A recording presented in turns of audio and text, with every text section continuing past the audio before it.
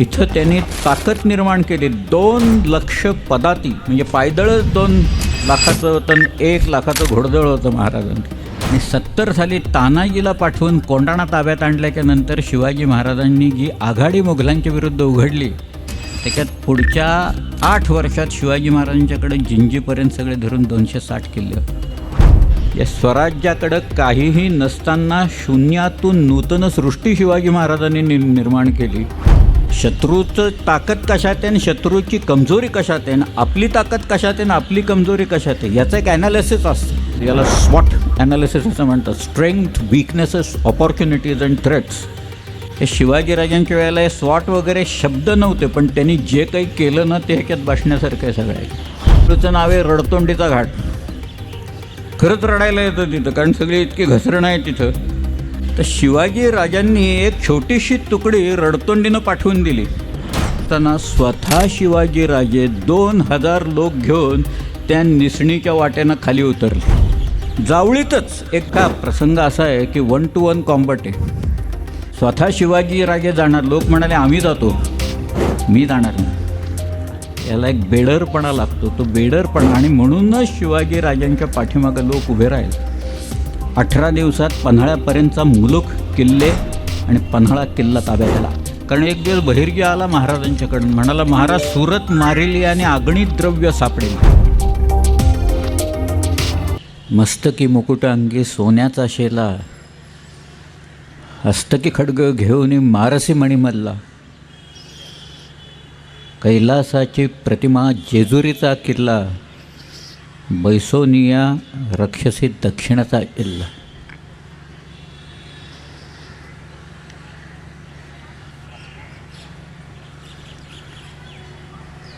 मला एक गोष्ट आवर्जून सांगावीशी वाटते.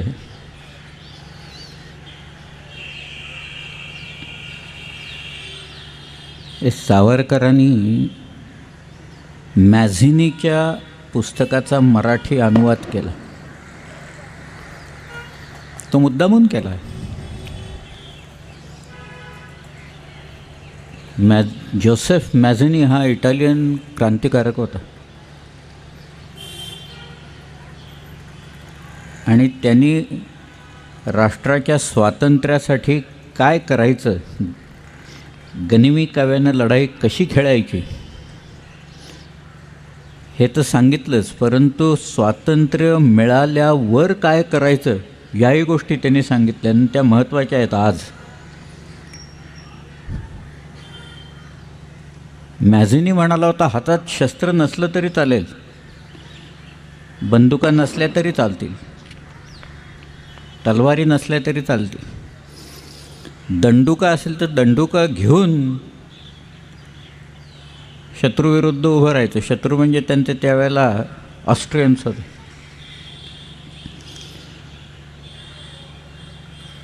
पण स्वातंत्र्य मिळाल्याच्या नंतर त्यांनी सांगितलं की आपल्या देशाची ताकद वाढवायची, शक्ती वाढवायची. शक्ती म्हणजे मिलिटरी पॉवर वाढवायची असं त्याला म्हणायचं होतं. ते याच्याकडे आपल्या देशाचं दुर्लक्ष झालेलं आहे, दिसतंच आहे सगळं. की आमच्या आर्मीचे चीफ ऑफ स्टाफ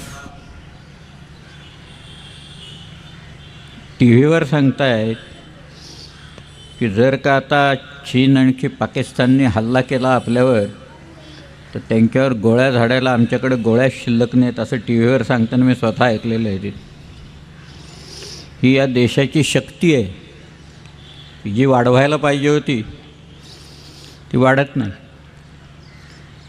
इथं ज्या ॲम्युनिशनच्या फॅक्टरीज आहेत त्या फॅक्टरीला नेमकी आग कशी लागते तुम्ही बघा. राजस्थानमधल्या आणि आत्ता एक आठवड्यापूर्वीसुद्धा एका फॅक्टरीला आग लागली. म्हणजे इथे ॲम्युनिशन आपलं जाळायचं की ते वापरता येऊ नये. पण तिसरी गोष्ट जी मॅझिनीने सांगितलेली होती की देशात ऐक्य निर्माण करा म्हणून, तेही करणं आपल्याला जमलं नाही. आज इतक्या वर्षानंतर आज देशात ऐक्य असं काही नाही. दिल्लीत एका मुलीवर 4-4 नराधम बलात्कार करतात आणि दिल्लीच्या आसपास फक्त काही तरुण मंडळी एकत्र येऊन त्याच्याविरुद्ध आंदोलन करतात, तरी आपले लोक ढिम्म आहेत सर.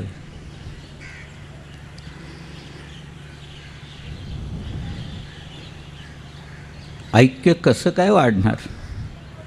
मला आठवत आहेत चर्चिलचे बोल. विन्स्टन चर्चिल म्हणाला होता की तुम्ही या लोकांना स्वातंत्र्य देऊ नका. स्वातंत्र्य म्हणजे काय हे यांना माहिती नाही आहे. These are the main of straw असं म्हणाला होता. तो म्हणाला it's not nation, it's only population. आज इतक्या वर्षानंतर चर्चिलचे बोल खरे होत आहेत हे आपल्याला दिसतंय. एखाद्या द्रष्ट्या माणसाने आपल्याला स्वातंत्र्य द्यायच्या आधी सांगितलेले बोल हे इतक्या वर्षानंतरही अजून लागू पडत आहेत. त्यात आपल्या देशाची किती कमाल आहे कळून येईल. ते शिवाजी राजांनी इथे एक पायंडा जो पाडून दिला की स्वराज्य तर निर्माण केलं, स्वराज्य चालवण्याचे नियम घालून दिले, लोकांना त्यांच्या जबाबदाऱ्या सांगितल्या, लोकांना ऑथॉरिटी दिली डिसिजन घ्यायची. ऑथॉरिटी कशाला लागते? डिसिजन घ्यायला लागते. ती ऑथॉरिटी शिवाजीराजांनी या लोकांना घालून दिली. इथं त्यांनी ताकद निर्माण केली. 2 लक्ष पदाती म्हणजे पायदळच 2 लाखाचं होतं, 1 लाखाचं घोडदळ होतं महाराजांचं. या स्वराज्याकडं काहीही नसताना शून्यातून नूतन सृष्टी शिवाजी महाराजांनी निर्माण केली. की परत सावरकरांचं एक वाक्य आहे की तुम्ही हे जर का असं केलं आणि इथं आमच्या तरुणी रस्त्यातनं बूट वाजवत खाडखाड जेव्हा संचलन करायला लागतील तेव्हा या देशाकडं वक्रदृष्टी करून पाहायची हिंमत कोणाची होणार नाही. हे सगळं विसरून जातो आपण. इतिहास कसा विसरावा हे आपल्याकडनं शिकावं. The nation which forgets its history is fated to repeat it असं म्हणतात. इतिहासाची पुनरावृत्ती होत. तुम्ही जर का विसरलात तर काळ तुमच्यावर सूड उगवतो व्यवस्थित. आणि आज शिवाजीराजे इथं झाले एवढं असूनसुद्धा आज महाराष्ट्र इतका शक्तिमान व्हायला पाहिजे. इथले कारखाने सोडून जात आहेत, दुसरीकडे जात आहेत. इथं पाणी नाही आहे. पाण्यासाठी आता यावर्षी तर ही परिस्थिती, अजून एक 4 वर्षांनी काय होईल बघ. लोकांनी सांगितलेलंच आहे इथं 3रं महायुद्ध झालं तर पाण्यासाठी युद्ध होईल म्हणून. ते अशी परिस्थिती आहे, गोड्या पाण्यासाठी, प्यायच्या पाण्यासाठी. पण आपण काही शिकत नाही भूतकाळातनं, ही सगळ्यात महत्त्वाची गोष्ट. भूतकाळात वावरायला कोणीही सांगत नाही तुम्हाला. आपल्याला काही ढाल तलवार घेऊन लढाया करायच्या नाही आहेत, आपल्याला काही कत्तली करायच्या नाहीत, औरंगजेबासारखे मुंडक्यांचे मिनारसुद्धा उभे करायचे नाही आहेत. पण आपण स्वतःलाच एवढं बळकट करून घ्यायचं की खुदी को कर बुलंद इतना कि हर तहरीर से पहले खुदा बंदे से पूछे बता तेरी रजा क्या आहे. तसं पाहिजे. की ताकद स्वतःची वाढवायला पाहिजे. शिवाजीराजांना लहानपणी याचं आकलन झालेलं होतं सगळ्यात. ते कुणामुळे झालं, कशामुळे झालं, उपजत होतं का अवगत होतं, हे सगळे प्रश्न आलाहीत. पण झालेलं होतं ही गोष्ट अत्यंत महत्त्वाची. शिवाजीराजे पहिली जी लढाई खेळले आदिलशाहीच्या विरुद्ध, मोठी लढाई, ती पुरंदरच्या परिघात खेळले. आमीन ठाणे दार शिरवळे सुभान मंगळ कोटात, निपुटुनी त्या ते निमिषात, फत्तेखाना दिला तडाखा पुरंदराच्या परिघात. तर पेंढरकरांनी लिहून ठेवलं आहे की तो फतह खान चालून आलेला असताना पुरंदर इथं लढाई झाली. आणि नंतर पुरंदरच्यापासून अगदी जवळ खळद आणि बेलसर ही जी गावं आहेत, मगाशी मी 4 ओळी म्हटल्या, ते 4 ओळी जेजुरीच्या खंडोबाच्या आहेत. आणि या खंडोबाच्या जवळच ती 2 गावं आहेत. एकाचं नाव आहे खळद आणि दुसऱ्याचं नाव आहे बेलसर. इथं ऐन मैदानात लढाई झाली खळद बेलसर. आपला जो झेंडा होता प्रचम, झेंडा आदिलशाहीच्या हातात गेला, भगवा झेंडा. आणि त्यावेळेला कान्होजी नाईक जेधे देशमुखांच्या मुलांनी तो झेंडा परत आणला. त्याचं नाव बाजी जेधे म्हणून शिवाजीराजांनी त्याला किताब दिला. सर्जाराव हा त्याला किताब दिलेला. केवळ झेंडा शत्रूच्या हातात जाऊ नये म्हणून जीवाची बाजी लावणारा माणूस, स्वतःचे दागिने गहाण ठेवून स्वराज्याच्या किल्ल्याचं काम करणारा माणूस, कानडी लोक तक्रार करतायत म्हणून स्वतःचा प्राण देऊन कानडी लोकांचं रक्षण करणारा नागोजी जेधे म्हणजे बाजी जेधेचा मुलगा, की जो लिंगसूरच्या लढाईत पडला. किती हृदयद्रावक प्रसंग असतात त्याचं एक वर्णन करून सांगतो मी. वर्णन म्हणजे तुम्हाला फक्त आठवण देतो, आज वर्णन करायला मला वेळ नाही आहे सगळा. शिवाजीराजे दक्षिण दिग्विजयाला गेलेले असताना हे जे कोप्पळ बिप्पळ वगैरे जी गावं आहेत तिथं दोन मियाना बंधू फार त्रास देत होते जनतेला, सगळ्या प्रजेला प्रचंड प्रमाणात त्रास देत होते. एकाचं नाव होतं हुसेन खान मियाना, दुसऱ्याचं नाव होतं अब्दुल रहीम खान मियाना. ती सगळी कानडी जनता शिवाजी महाराजांच्याकडं आली. आज कानडी जनतेला वेळोवेळी महाराष्ट्रातल्या लोकांनी किती मदत केलेली आणि कशी केली हे जर का सांगितलं तर मग आमच्या आबांच्या विरुद्ध खटला लावायचं धाडस कानडी लोक करणार नाहीत तिकडे त्या वेळेला. इतक्या वेळा कानडी लोकांना मदत केलेली आहे आणि त्यांनी मागितलेली असताना केलेली आहे की शिवाजीराजांनी आपले लोक पाठवले, सैन्य पाठवलं या दोघांचा बंदोबस्त करायला. सेनापती कोण होता माहीत नाही, बहुधा हंबीरराव मोहिते असे. परंतु तिथं जी लढाई झाली त्या लढाईत नागोजी जेधे इथं बाण लागला. नागोजीला बाजीचा मुलगा हा सर्जारावाचा, आणि तो नागोजी जेधे त्या लढाईत पडला, त्याला वीरमरण प्राप्त झालं. किती वय असेल नागोजी जेधेचं? नागोजी मृत्यू पावला तेव्हा त्याचं वय असेल साधारण 18 ते 19 वर्षांचं. त्याचं लग्न झालेलं होतं आणि त्या लग्न लहानपणीच होत. त्याची जी बायको होती तिचं वय असेल 13 किंवा 14 वर्षाचं. त्या मुलीचं नाव गोदूबाई. तिला लग्न म्हणजे काय हे सुद्धा कदाचित कल्पना नसेल गोदूबाईला. पण आपला नवरा तिथं पडला, त्याला वीरमरण प्राप्त झालं हे कळल्याच्यानंतर गोदूबाई सती गेली कारीला. 13 वर्षाची मुलगी चितेवर चढली तिथे. तिचं वृंदावन, सतीचं वृंदावन कारी नावाचं जे जेध्यांचं गाव आहे तिथं आहे. म्हणजे कानडी जनतेच्या मदतीच्यासाठी 19 वर्षाचा एक तरुण पडला आणि त्याची 13 वर्षाची बायको सती जावी इथं. कुणासाठी हे करतायत हे लोक? कशासाठी जात आहेत? त्यावेळेला जर का सांगितलं असतं नाही तुम्ही कानडी लोक आता आम्ही नाही मदत करणार, असं काही झालं आहे का कधी कुठे? नाही झालेलं. हा प्रकारच नव्हता असला प्रकार. आज मला आठवतं आहे मी बेळगावला गेलो होतो आणि माझा मोठा इंटरव्ह्यू छापून आला तिथे.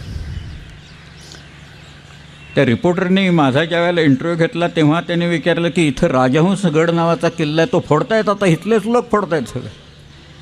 त्याला आर्किओलॉजी विरोध करत नाही बरं का. आर्किओलॉजिकल सर्वे ऑफ इंडिया नावाचं एक आपल्या सरकारचं खातं असं आहे की जे मूळ ब्रिटिशांनी काढलेलं होतं की तुमच्या इमारती उभ्या करायच्या नाहीत, आम्ही तुम्हाला त्या करून देणार नाही आणि आम्ही काही करणार नाही.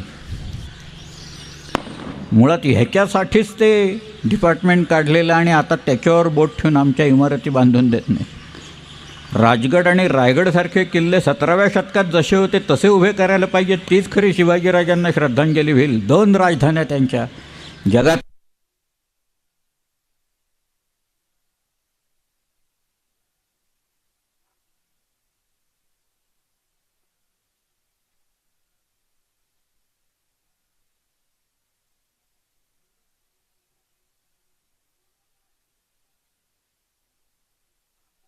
बंगलोरला करा, कारण बंगलोर आमचं गाव आहे. म्हणून आमचा किल्ला आहे तिथं. शहाजीराजे तिथं होते बंगलोरला. मी स्वतः बंगलोरला होतो. 4.5 वर्ष मी कर्नाटकात काढली ती. मी सांगत होतो लोकांना हा सगळा भाग आमचा होता, माझ्यावर विश्वास ठेवायला कोणी तयार नव्हतं. म्हटलं आम्ही इथनं रूल करत होतो तुमच्यावर सगळ्याच्यावर. तुम्ही भोवतालचे सगळे किल्ले जे आहेत ते आमच्या ताब्यात होते म्हटलं, अगदी नंदी किल्ल्यापासनं.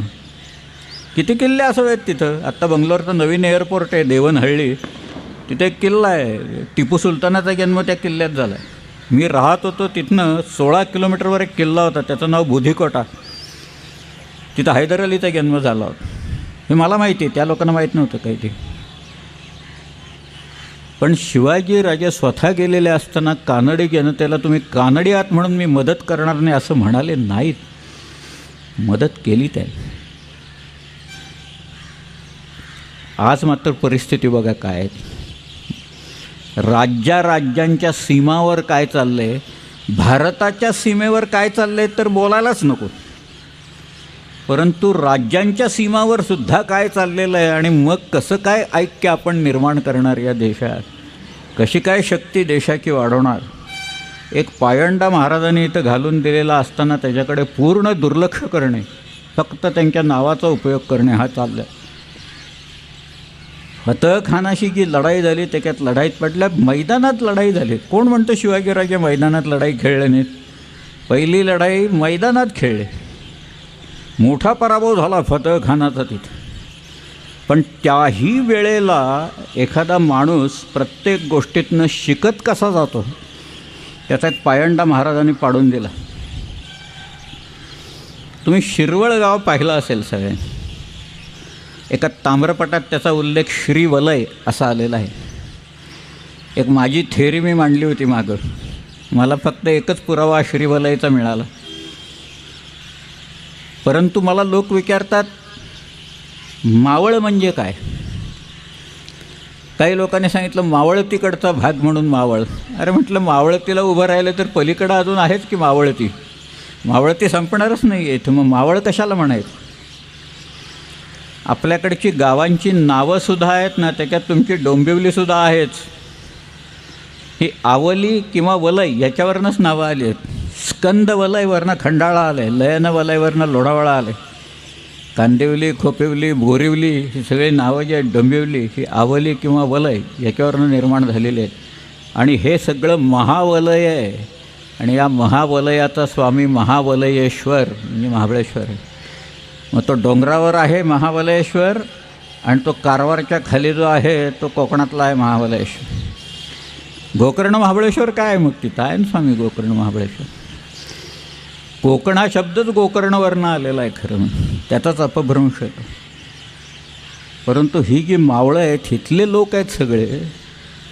शिवाजी महाराजांची तुलना या लोकांनी सर्टोरियस हॅनिबॉल वगैरेशी केलेली. कोण होता सर्टोरियस हा? सर्टोरियस हारला रोमन लोकांशी, तो स्पेनला गेला. तिथल्या शेतकऱ्यांना सांगितलं की आपल्याला लढाई करायची, तुम्हाला लढाई करायची, नांगर बाजूला ठेवा, तलवार घ्या हातात. पहिल्यांदा राज्य सुरक्षित करा, मग नांगरट आणि सगळं करायचंच आहे आपल्याला त्याच्यात. जोपर्यंत तुम्ही सीमा सुरक्षित करत नाही तोपर्यंत जमणार नाही. लोकांच्या हातात तलवार दिल्यावर पाठोपाठ चालत आले सर्टोरियसच्या लोक. रोमन लोकांशी युद्ध खेळले आणि युद्ध जिंकले. हा सर्टोरियस. शिवाजीराजांनी हेच केलं म्हणून युरोपियन लोक शिवाजी महाराजांची तुलना सर्टोरियसचे करतात. हॅनिबल हा कार्थिगियन होता. हॅनिबलची वाट बघत बसले होते लोक रोमन मंडळी की हा खालून मेडिटेरेनियनमधनं येईल म्हणून. हॅनिबॉल आला, आल्प्समधनं खाली आला. आल्प्सच्या डोंगरात हत्ती घेऊन गेला हॅनिबॉल. 19 हत्ती होते त्याच्याबरोबर. त्याच्याबरोबरचं सैन्य बरंचसं गारद झालं थंडीमुळे, पण एकही हत्ती मात्र मेला नाही. 19 हत्ती जिवंत आले तिथनं खाली सगळे. सरप्राईज आणि स्पीड याच्यावर हॅनिबलने लढाई मारली. तर शिवाजीराजांनी पहिली या मोकळ्या मैदानात झाल्यानंतर शिरवळला जो कोट होता पहिल्यांदा बांधलेला, तो कोट आदिलशाहीच्या ताब्यात गेला लगेच. बाळाजी हैबतराव वगैरे सगळी मंडळी आली आणि तो कोट घेऊन टाकला. कोट खेळात जात होता कारण खंदकच नव्हता फार मोठा, अगदी छोटासा खंदक, त्याला नाममात्र खंदक म्हणायचं म्हणून. पण महाराजांना एक कळलं की हा जो कोट आहे म्हणजे किल्ला शिरवळ म्हणतो, हा शत्रूच्या ताब्यात जातो आणि मग तिथल्या तोफा आपल्याच विरुद्ध आग ओकायला लागतात. म्हणून एखादा जो जनरल असतो तो पहिल्यांदा युद्धभूमीची पाहणी कशी उत्तम रीतीनं करतो. शिवाजीराजांना याचं आकलन झाल्यावर की आपलाच स्ट्रॉंगहोल्ड एक आपल्या विरुद्ध लढतो आहे असं म्हटल्यावर शिवाजीराजांनी 1649मध्ये शिरवळचा कोट पाडून टाकला. साफ. आता आपल्या विरोध नाही, आपल्याच तोफा आपल्या विरुद्ध कुठे धडधडणार नाहीत. किती कोट पाडावेत? भुवनगिरी पट्टणचा कोट पाडून द्यायचं माझ्याकडे पत्र आहे महाराजांचं. साखीचा कोट पाडायचं शिवाजी महाराजांचं पत्र. हे सगळे किल्ल्यांचे उल्लेख आहे. एक म्हणजे तुम्हाला कोट पाडावा तरी लागतो, नाही तर शेजारचा डोंगर असेल तर तो बळकट तरी करावा लागतो, परत फोर्टिफाय करावा लागतो. किल्ल्यांच्या रांगाच्या रांगा उभ्या राहतात. नाहीतर दुसऱ्या त्या डोंगरावर बाकीचे लोक तोफा चढवतील आणि डाकतील. झालं नाही, इंग्रजांनी केलंच ना. 1818मध्ये रायगडचा जो वीक पॉईंट आहे, शेजारचा जो डोंगर आहे काळकाईचा किंवा पोटल्याचा डोंगर ज्याला म्हणतात, त्या डोंगराच्या उतारावर इंग्रजांनी तोफा चढवल्या 1818मध्ये. आणि 10 मे 1818ला मेजर हॉल आणि कर्नल प्रॉथर यांनी तुफान गोलंदाजी रायगडावर केली आणि रायगड पाडला. ते धुमसत होता, रायगडला आग लागली. सगळी घरं जळून गेलेली होती. वाराणसीबाई तिथं बसलेल्या होत्या. अत्यंत देखणी स्त्री होती ती, वाईच्या फाटक रस्त्यांची मुलगी ती. पण तो एक बरोबर वीक पॉईंट हेरला. म्हणून स्ट्रेंथ अँड विकनेसेस शत्रूचे आणि आपले काय ते पहिल्यांदा बघावे लागतात. शत्रूचं ताकद कशात आहे आणि शत्रूची कमजोरी कशात आहे, आपली ताकद कशात आहे आणि आपली कमजोरी कशात आहे, याचं एक ॲनालिसिस असतं. मॅनेजमेंटच्या लोकांना माहीत असेल, याला स्वॉट ॲनालिसिस असं म्हणतात. Strength, weaknesses, opportunities and threats. हे शिवाजीराजांच्या वेळेला हे स्वॉट वगैरे शब्द नव्हते, पण त्यांनी जे काही केलं ना ते ह्याच्यात बसण्यासारखं आहे. सगळ्या किल्ला पाडून टाकला. दुसरी गोष्ट काय केली, महाराजांनी नकाशे काढले, भूगोल माहिती करून घेतला. आपले इतिहास घडवायचा असेल तर तो भूगोलावर घडतो. त्यामुळे भूगोल माहिती असणं गरजेचं असतं. की सह्याद्री उंची कशी, पाणी कुठे, वाटा कुठे आहेत. काही वेळा नुसत्याच वाटा आहेत, वाटेत पाणी नाही आहे प्यायला. आमचे लोक काही ट्रेकर्स केवळ पाणी नाही मिळालं म्हणून वारलेत त्या वाटांवर. धाडस करायला जातात तरुण मुलं, उतरायला जातात, चढायला जातात त्या वाटा. परंतु पाणी एकदा संपलं की आणायचं कुठनं पाणी, पाणीच नाही कुठं. ह्याचाही अभ्यास केलेला होता सगळ्या. आणि म्हणून चंद्ररावाच्या वेळेला हा जो चंद्रराव हा एक किताब आहे मोऱ्यांना मिळाले. तिथला जो पहिला दौलतराव वारल्याच्या नंतर तो जो मुलगा होता त्याचं नाव यशवंतराव, तो आणि त्याची आई महाराजांच्याकडे आले. आणि ती बाई म्हणाली, माझेच आप्त मला त्रास देत आहेत. तिथेच नातेवाईक त्रास देत होते जावळीच्या तिथे. जावळी जागाच अशी आहे की त्या शिवभारतात म्हटलं की जावळी ज्याच्या हातात त्याच्या हातात कोकण, असं काही नाही आहे म्हणा. परंतु जावळी आहे की वरती महाबळेश्वरकडे जाता येतं, जोर खोऱ्याकडे जाता येतं, तिथनं जांभूळ खोऱ्याकडे जाता येतं, रायगडाकडे तिथनं जाता येतं, आणि मग पारच्या घाटातनं खाली कोकणात पार उतरता येतं. किंवा अगदी पलीकडं चतुर्बेट वगैरे वरनं मकरंदगडाच्या हितनं खाली कोकणात उतरता येत. अशा अनेक वाटा आहेत. जावळी फारच विलक्षण जागा आहे. त्यामुळे जावळीवर डोळा होता. पण शिवाजी महाराजांचं औदार्यच एवढं मोठं होतं की ही बाई आणि तो मुलगा आल्याच्यानंतर शिवाजीराजे म्हणाले, मी याला त्या मोऱ्यांच्या गादीवर बसवतो. बसवला त्यांनी. घेतली नाही जावळी त्यावेळेला, पण हाच फिरला नंतर. हा ज्याच्यावर उपकार करायला जावं ती माणसं कशी फिरतात वेळ आल्यावर. कोणीतरी कान भरल्याच्यानंतर हा माणूस फिरला. शिवाजीराजे चिडले. शिवाजीराजांनी एक त्याला पत्र पाठवलेलं आहे. यांनी उलट पत्र पाठवलं की स्वतःचे घरी मुस्तफत राजे म्हटल्यावर कोणे मानितो. तुम्ही स्वतःला राजा म्हटल्यावर कोण मानेन. राजा आम्ही, आमचा देव श्री महाबळेश्वर, त्याचे कृपेने दाईमदारी दरपेढे राज्य जावळीचे करतो. मग शिवाजीराजे इतके चिडले की सिंहासन खाली करून हात रुमाले बांधून राजे न म्हणवून भेटीस येणे. ह्याने उत्तर पाठवलं की उद्या येणार असाल ते आजच या, दारोगोळी महजूद आहे म्हणून. उद्या येणार असाल तर आजच इथं या, आमच्याकडं दारुगोळा भरपूर तयार आहे तुमच्या विरुद्ध लढण्यासाठी. ज्याच्यावर उपकार केले तो माणूस अशी पत्र लिहितोय शिवाजी महाराज. महाराज चिडले. पुन्हा एक गंमत. महाबळेश्वरनं ज्या उतरायच्या वाटा आहेत खाली, खूप गमतीदार वाटा आहेत सगळ्या. कधी कोणी गेलात ना, वाईला कोणी गेलात तर चिखली नावाचं गाव विचारा, आणि त्या चिखलीवरनं एक घाटवरती पाचगणी आहे ना, त्याच्या पुढे येतो थोडासा. त्या घाटाचं नाव आहे तायघाट. अफजल खान या तायघाटाने वर आला बरं का. महाबळेश्वरवरनं खाली त्या कोयनेच्या खोऱ्यात उतरायला ज्या जागा आहेत, त्याच्यात आत्ताचा जो घाट आहे याला आंबेनळी म्हणतात, किंवा इंग्रजांनी त्याचं नाव दिलं होतं फिट्झजेराल्ड घाट असं नाव दिलं. त्याचं मूळचं नाव आहे रडतोंडीचा घाट. खरंच रडायला येतं तिथं, कारण सगळी इतकी घसरण आहे तिथं. आपल्याकडं संस्कृत नावं द्यायची पद्धत आहे, म्हणजे मूळ नावं मराठी असतात ती संस्कृताईच करायची. म्हणून शिवकाव्य नावाच्या एका त्या काव्यात संकर्षण सकळकळ्यांनी त्याला अश्रुमुखीचा घाट म्हटले, म्हणजे रडतोंडीचाच घाट. बरं, अश्रुमुखी. तर शिवाजी राजांनी एक छोटीशी तुकडी रडतोंडीनं पाठवून दिली. म्हणजे तुम्ही कल्पना करा, रडतोंडी इथं आहे, इथनं खाली उतरायचं की कोयना लागते, इकडं पार नावाची गावं आहेत, त्याच्या पलीकडं गेलं की इथं जावळी आहे, याच्यावरती ज्या काही उतरायच्या वाटा आहेत त्या अत्यंत अवघड वाटा आहेत. त्यातल्या मी एका वाट्याचा उल्लेख केला होता, निश्रेणी म्हणजे शिडीची वाट, आणि ती त्या एल्फिन्स्टन पॉईंटच्या तिथनं येते. एल्फिन्स्टन पॉईंटचं पूर्वीचं नाव आहे पांगळा, त्या पांगळ्याच्या तिथनं येते.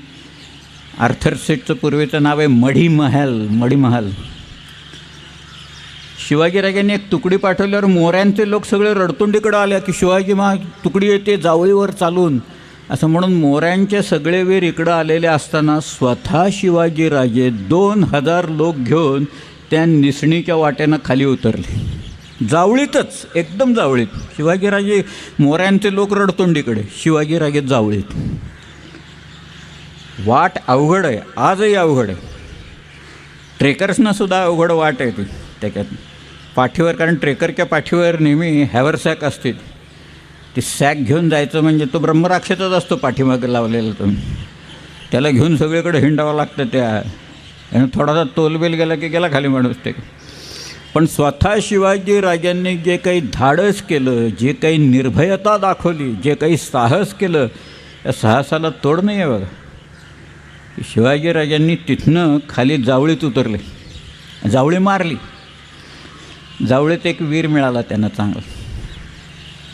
शिवाजीराजे माणसं शत्रूकडनं सुद्धा गोळा कशी करत होते त्याच्यातला फार एक उत्तम भाग आहे.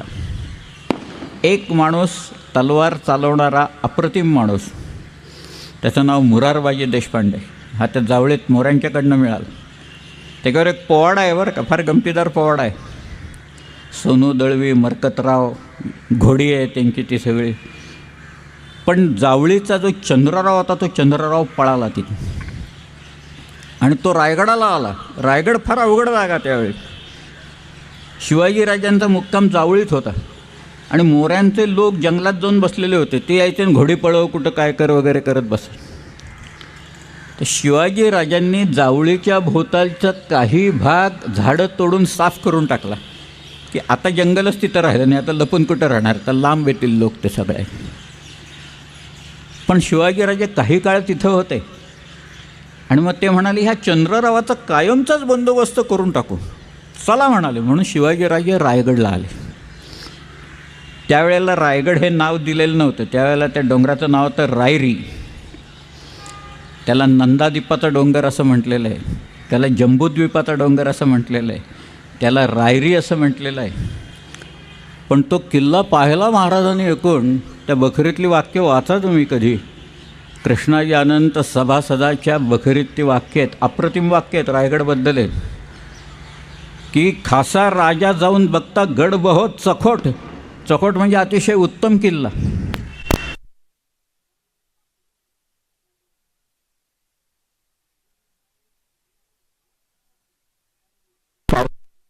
इतका कातळ कडा कोरलेला आहे सगळ्या ह्याच्यात. पृथ्वीवर देवगिरी हा चखोटगड खरा, तोही उत्तम आहे देवगिरीचा किल्ला, पण त्याचेपेक्षा दशगुणी उंच असा तो दुर्ग पाहून राजे संतुष्ट झाले आणि बोलिले तख्ताच जागा हाच गड करावा. जर का करायचं असेल तर इथंच आपलं सिंहासन केलं पाहिजे रायगडवर. रायगड असा आहे तो, फार विलक्षण आहे रायगड. रायगड की तटबंदी अत्यल्प तटबंदी, गरजच नाही, सगळीकडं कडेच आहेत. पण तरीसुद्धा शिवाजी महाराजांनी एका पाठोपाठ दुसरी तटबंदी बांधून गड अभेद्य करून ठेवला आहे तो. की टॉमस निकल्स म्हणाला की अपुऱ्या शिबंदिनीशी हा गड अवघ्या जगाविरुद्ध लढू शकेल म्हणून, इतका तो बेलाग असा किल्ला आहे. शेवटी चंद्रराव सापडला. त्याचा पत्रव्यवहार आदिलशहाच्याकडं असताना तो करत असताना सापडला. त्याला मारला. त्याची 2 मुलं होती, त्यातल्या दोघांना पुण्याला नेऊन निमजग्याजवळ मारा म्हणून सांगितलं होतं. त्यातला एक पळाला आणि एक वाचला. बाजी आणि कृष्णाजी अशी त्याला 2 मुलं होती. त्यातल्या एकाला मारला आणि मग एक पळून गेला त्यातून. पण जावळी हातात आली ही फार महत्त्वाची गोष्ट आहे सगळ्यात. की जावळी शिवाजीराजांनी घेतली. ही कशासाठी घेतली? शिवाजीराजांनी एकदा का आपल्या स्वराज्याच्या सीमा वाढवल्या की शत्रू चालून आलेला असताना तो स्वराज्यात आतवर येऊनच द्यायचं नाही, स्वराज्याच्या सीमेवरच लढाई करायची, हाच त्यांचा डाव. त्यामुळे एकदा जावळी ही जागा आल्याच्या नंतर एकदा शिवाजीराजांनी पाहिल्यावर त्यांनी ठरवलं काय वाटेल ते करून. आता मोठा कोणी विजापुराहून निघाला की त्याला हिता आणून चेपायचा. संधी लवकरच आली. अफजल खान आलाच त्याच्यात. अफजल खान हा काही सामान्य माणूस नाही आहे. त्याला त्याच्या शक्तीचा फार विलक्षण गर्व आहे. त्याच्या शिक्क्यात एक मजकूर येतो बरं का, पर्शियनमधला मजकूर आहे. गर अर्ज कुनद सिपर अला फजल फुजला व फजल अफजल अजहर मलके बजाय तसबी आवाज आयत के अफजल अफजल. म्हणजे उच्चातल्या उच्च स्वर्गाला विचारलं या पृथ्वी तलावरचा श्रेष्ठ माणूस कोण आहे, तर सगळीकडनं आवाज येईल अफजल अफजल म्हणून. 2 मिनटात ठोकला शिवाजी महाराजांनी त्याला ह्याला. की अफजल खानाचं त्यांनी त्याला गावांना स्वतःचं नाव द्यायची खोड होती. वाईचा तो 10 वर्ष मुकासदार होता. 1649 ते 1659 सतत 10-11 वर्ष मुकास. त्याला वाई माहिती होती पूर्ण. प्रतापराव मोरे हा त्याच्याबरोबर होता, वाईत होता. आणि तो म्हणाला आपण जावळीत जाऊन जावळी घेऊ. मी आहे ना म्हणाल तुमच्याबरोबर. तिथं बावधन नावाचं गाव आहे वाईच्या जवळ, त्याचं नाव त्यांनी अफजल नगर म्हणून ठेवलेलं होतं. या विजापूरच्याजवळ महिंद्री नावाचं गाव आहे, त्याला त्यांनी अफजलपूर म्हणून नाव ठेवलेलं. हे साताऱ्याच्या इथं कोरेगाव आहे ना, तिथे एक रहमतपूर नावाचं गाव आहे बघा. त्या गावाचं मूळ नाव कुमठ बुद्रुक. तिथं शहाजीराजांचा मित्र रंदौला खान वारला. त्या रंदौला खानाचा मुलगा, त्याचं नाव रहमत खान म्हणजे दुसरा रुस्तम जमान, त्याने आपल्या बापाचा रोजा तिथं बांधला आणि त्या गावाला नाव दिलं रहमतपूर म्हणून.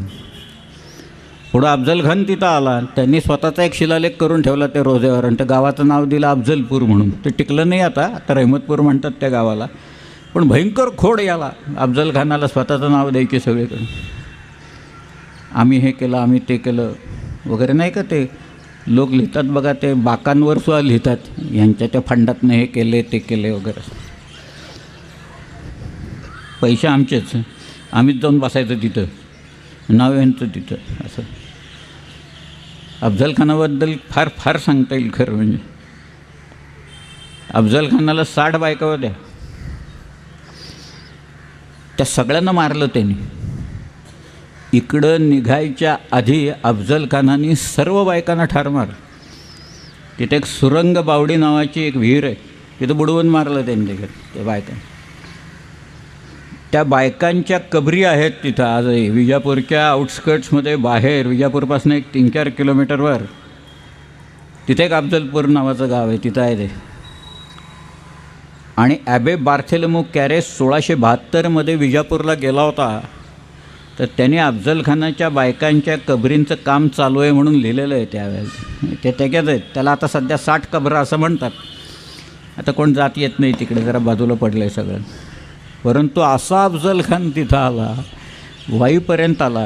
तर महाराज म्हणाले आता जावळी हातात आलेलीच आहे, आता जावळीपर्यंत खाली खेचायचं त्याला, बस एवढे एक काम झालं की एकही माणूस वरती जिवंत जाता का. मग घाट चढून कोण जाणार हो, परत रडतुंडी आधी उतरायची पंचायत सगळ्याच्यातनं, घाट चढून परत वरती जायचं अवघड काम होतं. अफजल खान महाबळेश्वर उतरल्या क्षणी मृत्यू ठरलेला होता. फक्त कुणाच्या हातनं हाच एवढा भाग होता सगळ्या. पण तिथं स्वतः शिवाजीराजे गेले ही फार महत्त्वाची गोष्ट आहे. एवढा ताकदवान माणूस 1-to-1 कॉम्बॅट आहे. त्याच्या टर्म्स अँड कंडिशन्स ठरल्यात बरं का. भेट कशी घ्यायची ह्याच्या टर्म्स ठरल्यात, शर्थी ठरलेल्या आहेत. दोघं एकटे असतील आणि बरोबर त्यांचे वकील असतील. दोघं सशस्त्र भेटीला येतील असं लिहिलेलं आहे त्याच्यात. उगा तिकडं लपवलं होतं त्यांनी, हे लपवलं, काही लपवी नव्हती, सगळं अगदी व्यवस्थित होतं. सशस्त्रच भेट होती मुळात. दोघांच्या बरोबर 10 लोक असतील विश्वासाचे, आणि ते एका बाणाच्या अंतरावर राहतील. बाकी इथं एकटाच यायचं वकिलांच्या बरोबर. अफजल खानाच्या बरोबर कोण असावेत? शंकरराजे मोहिते, पिलाजीराजे मोहिते, पहलवान खान, रहीम खान, अब्दुल सय्यद आणि बडा सय्यद. सय्यद बंडा नाही आहे बरं का तिथं काही, तो बडा सय्यद आहे. मी चौथीपासून तुम्ही आणि मी काही वाचलं आहे सय्यद बंडा म्हणून. बंडा आपल्याकडे असतो सगळ्याकडे. मी तर एका बकरीत सय्यद बंडू असं वाचलेलं आहे खरं मी काढून. पण हे आणि 4 इतर यवन हे त्या अफजल खानाबरोबर होते. आणि शिवाजी राजांच्या 10 लोकांची नावं उपलब्ध आहेत. त्यातले कित्येक लोक नंतर दिसत नाहीत, कुठे गेले काही कळायला मार्ग नाही. काताजी इंगळे, येसाजी कंक, कोंडाजी कंक, जीवा महाला, संभाजी कावजी, सूरजी काटके, कृष्णाजी गायकवाड, विसाजी मुरुंबक, संभाजी करवर आणि सिद्धी इब्राहिम खान. हे ते 10 लोक आहेत महाराजांच्यावर. हा सिद्धी इब्राहिम खान पुढं फोंड्याचा किल्लेदार झाला, नंतर काय झालं माहीत नाही. हा काताजी इंगळे पुढं कुठं गेला माहीत नाही. विसाजी मुरुंबकाचं काय झालं माहीत नाही. संभाजी करवर कुठं गेला माहीत नाही. येसाजी कंक फोंड्याला किल्लेदार होता, पायदळाचा सेनापती होता तो शिवाजीराजांचा. घोडदळाचा जसा नेतोजी पालकर होता. नेतोजी नाव आहे त्याचं, नेताजी नाही आहे. नेताजी अलीकडे लोक असतात. हा नेतोजी पालकर आहे, त्याच्या मुद्रेत आहे नेतोजीची. पण गंमत म्हणजे बघा, प्रसंग असा आहे की 1-to-1 कॉम्बॅट आहे. स्वतः शिवाजी राजे जाणार. लोक म्हणाले आम्ही जातो, मी जाणार नाही. ह्याला जे धैर्य लागतं ना सगळ्याला, याला एक बेडरपणा लागतो. तो बेडरपणा, आणि म्हणूनच शिवाजी राजांच्या पाठीमागं लोक उभे राहील. की शिवाजी राजांनी अफजल खानाला मारला ना, तो तलवारीनं मारला. शिवा हा कृपाणिका ग्रेण कुक्षावेव तमस्पृशत आकृष्यांत्राणी सर्वाणी सा कृपाणी विनिर्गता. ती परत येत असताना त्याची आतडी घेऊन बाहेर पडली सगळ्या. मग त्याचं मुंडकंसुद्धा शिवाजी महाराजांनी उडवलं असं लिहिलं आहे त्याच्यात. मग बडा सय्यद आला, त्याचा हात जीवा महालाने वरच्यावर उडवला. शिवाजीराजे म्हणाले मीच मारतो याला म्हणून, पण तो जीवा महाला होता, त्याने हात वरती उडवून टाकला. महाराजांच्या हातात तलवार होती आणि अजून एक शस्त्र होतं. काय होतं माहीत नाही, कदाचित पट्टा असेल, आणखीन काहीतरी असेल. 2 शस्त्र होते पण एक तलवार होती, ही निश्चित. तलवारीनंच मारलं त्यांनी. तलवारीचा घाव वाढवत आहेत. अफजल खानाने तलवारीनंच मारलं. अफजल खानाची तलवार जी जप्त केली तिथं, शिवाजीराजांनी जी काही शस्त्र मिळाली, ती अफजल खानाची तलवार ही ज्या वेळेला रायगड पडला त्यावेळेला औरंगजेबाने नेली 89मध्ये, याला मारला 59मध्ये. ती तलवार औरंगजेबाने 1689मध्ये नेली आणि शाहू महाराजांचं लग्न लावून दिलं. म्हणजे संभाजीराजांच्या चिरंजीवांचं लग्न ते मुघली कैदेत असताना ज्यावेळेला लावून दिलं, त्यावेळेला त्यांनी 3 तलवारी औरंगजेबाने ते शाहू महाराजांना दिल्या. त्याच्यात अफजल खानाची तलवार दिली त्यांनी, शिवाजी महाराजांची एक तलवार दिली आणि तिसरी स्वतःची एक तलवार दिली. अशा 3 तलवारी त्यांनी दिली. त्या सगळे मुघली कागदपत्रात नोंदी आहेत या सगळ्या. अकबराती दरबारी मोहल्ला त्याच्यात या नोंदी आहेत, मी सांगतो आहे ते. पण शिवाजीराजे समोरासमोर उभे असताना काय वाटलं असेल त्यांना अफजल खानाला. आणि गंमत अशी आहे की एखादा व्हिजनरी असतो ना, तो व्हिजनरी कसा असतो बघा. एखाद्या उत्तम जनरल असतो, त्याला तो भूगोल माहिती पाहिजे, हे तर खरंच आहे. परंतु ग्रँड स्ट्रॅटेजी, आता सध्या ग्रँड स्ट्रॅटेजी असते ना, ती दिल्लीत ठरवतात. आणि स्ट्रॅटेजी आणि टॅक्टिक्स, मग स्ट्रॅटेजी आपल्या तो कोण फील्ड मार्शल आणि चीफ ऑफ स्टाफ ह्यांना कळवली जाते आणि ॲक्च्युली टॅक्टिक्स मैदानावर तो कॅप्टन असतो, तो बघत असतो सगळं. शिवाजीराजांचं तसं नाही आहे. ग्रँड स्ट्रॅटेजी यांनीच ठरवायची, स्ट्रॅटेजी यांनीच ठरवायची, टॅक्टिक्सही यांनीच ठरवायच्या सगळ्या. पण शिवाजीराजे या बाबतीत इतके पारंगत आणि तरबेज होते की युद्धशास्त्र त्यांनी सन झू वाचला होता की नाही मला माहीत नाही, आणि नसेलच अर्थात, काही प्रिंटच झालेलं नव्हतं. आर्ट ऑफ वॉर म्हणून पुस्तक आहे त्याचं. इसवी सनापूर्वी लिहिलेलं चायनीज हा मिलिटरी मॅन सन झू, त्याची 13 प्रिन्सिपल्स आहेत, ती सगळे शिवाजीराजांनी तशी काय तशी वापरलेली आहेत. 13 प्रिन्सिपल्स ऑफ वॉर. ऑटोवॉन क्लॉस्विच म्हणून होतं, तर क्लॉस्विकचं ऑन वॉर म्हणून पुस्तक आहे तेव्हा. माओ झे डंग म्हणजे माओ त्से तुंग आपण ज्याला म्हणतो, त्याचं पुस्तक आहे ऑन वॉर म्हणून. हे पुस्तकं वाचले की आपल्याला कळेल एखादा जनरलला अभ्यास काय करावा लागतो आणि कसा करावा लागतो, करेज कसं असतं आणि काय असतं. 12 अमावस्या एका वेळेला गराडा घालत असताना तुमचं मन खंबीर आणि शांत कसं पाहिजे त्याचा पायंडा या लोकांनी घालून दिलेला आहे. मी फील्ड मार्शल रोमेलचं उदाहरण सांगतो की रोमेल बसलेला होता एका ठिकाणी, त्याच्या शेजारी अजून एक जनरल होता आणि तो घाबरत होता, कारण इतका तोफांचा आणि बंदुकीचा मारा चालला होता. तर रोमेलनी त्याच्याकडे पाहिलं तर तो चुळबुळ करत होता, पळून जायच्या तयारीत होता दुसरा जनरल. तो रोमेल म्हणाला, घाबरू नको, इथं एकही गोळी येणार नाही. लोकांनी जे काही सांगितलं, नेपोलियन जे काही म्हणायचं आहे की मला मारणारी गोळी अजून जन्मालाच आलेली नाही आहे, तद्वत होतं याचं. निर्भयता हा पहिला भाग आहे सगळा. शिवाजीराजांनी जे मुळात अफजल खानाला मारलं इथपर्यंत ठीक आहे, पण त्यांनी आदिलशाहीचा भाग जो आहे सगळा, की ज्या वेळेला अफजल खान शिवाजी महाराजांना पकडून घेऊन येणार असं सगळीकडं वातावरण आहे की अफजल खानाची ताकद फार मोठी आहे. आता तो शिवाजी महाराजांना मारणार का घेऊन येणार एवढंच फक्त बघायचं आहे. असे सगळे गाफील लोक असताना शिवाजी राजाने सांगितलं की आता वेळ घालवायचा नाही, आता आदिलशाहीत घुसायचं. म्हणून एक दोरोजी नावाचा त्यांचा माणूस होता, तो कोकणात घुसला. तो पहिल्यांदा दाभोळला गेला, तिथनं पार राजापूरपर्यंत गेला. नेतोजी पालकरला दुसरा सोडला एक त्रिशूळासारखा. नेतोजी पालकर तर विजापूरच्या जवळ गेला, अगदी तिकोटं बिकोटं वगैरे जाऊन लुटलं त्यांनी सगळं तिकडं. स्वतः शिवाजीराजे निघाले आणि मिरजेला वेढा घालून बसले. हे 3 जण असे गेले की आदिलशाहीला चाप लावला. तुम्ही कल्पना करा की शिवाजीराजांना नंतर पन्हाळा घेता आलेला नव्हता, 1000 लोक पडले होते त्यांचे. 10 नोव्हेंबर 1659 गुरुवार मार्गशीर्ष शुद्ध सप्तमी या दिवशी अफजल खानाला मारल्याच्या नंतर शिवाजी महाराजांच्या ताब्यात पन्हाळा किती दिवसात आला असेल? 18 दिवसात पन्हाळ्यापर्यंतचा मुलुख, किल्ले आणि पन्हाळा किल्ला ताब्यात आला. 18 दिवस आहेत फक्त. 28 तारखेला हे सगळे ताब्यात आले किल्ले. हीच ग्रँड स्ट्रॅटेजी आहे. ग्रँड स्ट्रॅटेजी आदिलशाहीचा मुलूक जितका लवकर मारता येईल, कारण पन्हाळ्याचे इथं लोक गाफील होते आदिलशाहीचे. खाली गलबाला झाला, सैन्य आलं. कुणाचं सैन्य आहे? ते म्हणाले शिवाजी महाराजांचं सैन्य. म्हणाले आमचे अफजल खान कुठे आहेत? ते म्हणाले अफजल खान वर, शिवाजी महाराज खाली आलेत.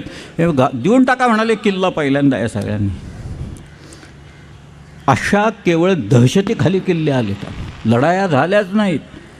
पण हीच तर स्ट्रॅटेजी होती. एखादी स्ट्रॅटेजी की लोक गाफील आहेत याचा फायदा आपण ताबडतोब घेतला पाहिजे आणि सरप्राईज अटॅक्स केले पाहिजेत. त्यामुळे मुलूक वाढला. पुढची लढाई शिवाजीराजे कुठं खेळले? कोल्हापूरला खेळले. लढाई झालीच नाही. रुस्तुमे जमा आला होता, त्यांनी कोण लोक कुठं कुठं ठेवले, डिप्लॉय केले, आणि शिवाजी महाराजांनी त्यांच्यासमोर आपले कुठले लोक ठेवलेले होते हे सगळं दिलं आहे कवींद्र परमानंदांनी. फक्त पळ पहिल्यांदा कुणी काढायचा आदिलशाहीतल्या सेनेने एवढंच राहिलेलं होतं त्याच्यात. तो स्वतः रुस्तुमे जमानच पहिल्यांदा पळत सुटला तिकडून. लढाई बिडाई काही झाली नाही त्या सगळ्यात. तुम्ही कल्पना करा जरब किती बसली असेल. अफजल खानाला शिवाजीराजांनी एकांगी करून मारलं आहे की जरब काय झाले. आणि मग ज्या काही अफवा सगळ्या सुरू झाल्या की याला हरक्युलिसची ताकद आहे, हा एका वेळेला सगळीकडे असतो, याला पंखच आहे, त्याला उडता येतं, याला गुप्त होता येतं सगळ्या ह्याच्यातनं, अशा ज्या प्रॉपगँडा झाला. आणि तो तसाच ठेवला होता महाराजांनी. तो काही डिस्टर्ब करायचं त्यांनी काही कारण होऊ दे म्हणाले. तसंच काही झालं. पोर्चुगीज लोक म्हणत आहेत भारतात कुठेही लढाई जर का झाली तर त्याचा सूत्रधार शिवाजी आहे म्हणून. इथपर्यंत लोक गेले. पोर्चुगीज लोक म्हणत आहेत या सगळ्या ह्याच्यात. तुम्ही कल्पना करा काय झालं असेल. म्हणजे सगळे लोक पहिल्यांदा तिथं चिलमी पेटवून बसलेले असतील की आता अफजल खान येणार असं करत बसलेले सगळे असं करत. ते म्हणाले अरे शिवाजी खाली देऊन टाका म्हणाले घाबरून. पुढं विशाळगड आला पुढचा. पन्हाळ्यावर शिवाजीराजे थांबले. बघा आत येऊन दिलं नाही नंतर कोणाला. कोल्हापूरला लढाई खेळली, शिवाजीराजे पन्हाळ्याला जाऊन थांबले. पन्हाळा ते विशाळा आणि विशाळगडावरनं आले. अजून एक सांगतो आता, आणि ह्या गोष्टी तुम्हाला जे काही या चरित्रात वगैरे लोक लिहित नाहीत. शिवाजीराजे जिजाऊ साहेबांना राजगडावर भेटून प्रतापगडला गेले ना, ते साधारण सप्टेंबर 1659 गेले. बघा, सप्टेंबर 1659 राजगडावर जिजाऊ साहेबांना भेटून शिवाजीराजे प्रतापगडावर आले. प्रतापगडावरनं ते लगेच पुढे आले. आता अफजल खानाला मारल्याच्या नंतर महाराजांनी ताबडतोब जाऊन आईला सांगायला नको होतं का, तुम्ही सांगितलं आऊसाहेब मातोश्री साहेब म्हणून मारला आम्ही, साखरा वाटा, हत्तीवरनं साखरा वाटा, भांड्यांचे आवाज करा, म्हणजे तोफांचे आवाज करा. नाही, शिवाजीराजे गेले सीमेवर, पन्हाळ्यात अडकले, पन्हाळ्यातून सुटले, विशाळगडवर गेले. तो मसूद विशाळगडला वेढा घालायला लागला, शेवटी त्याचा पराभव झाला. तिथनं शिवाजीराजे आले आणि मग ज्या वेळेला भेटले, मध्ये 1.25 वर्ष गेलेलं होतं. तुम्ही कल्पना करा काय. आई आणखी मुलगा हे जे स्वराज्य सांभाळत आहेत हे दोघंजणं 1.25 वर्षानंतर भेटलेले आहेत सगळ्यात.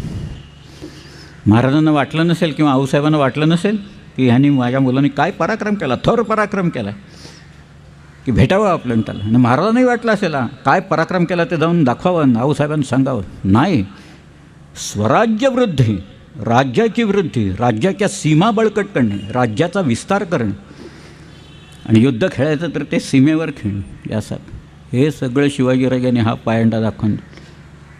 तुम्हाला अजून एक सांगतो, मी पहिल्या दिवसापासून छोटे छोटे धक्के देत चाललो आहे.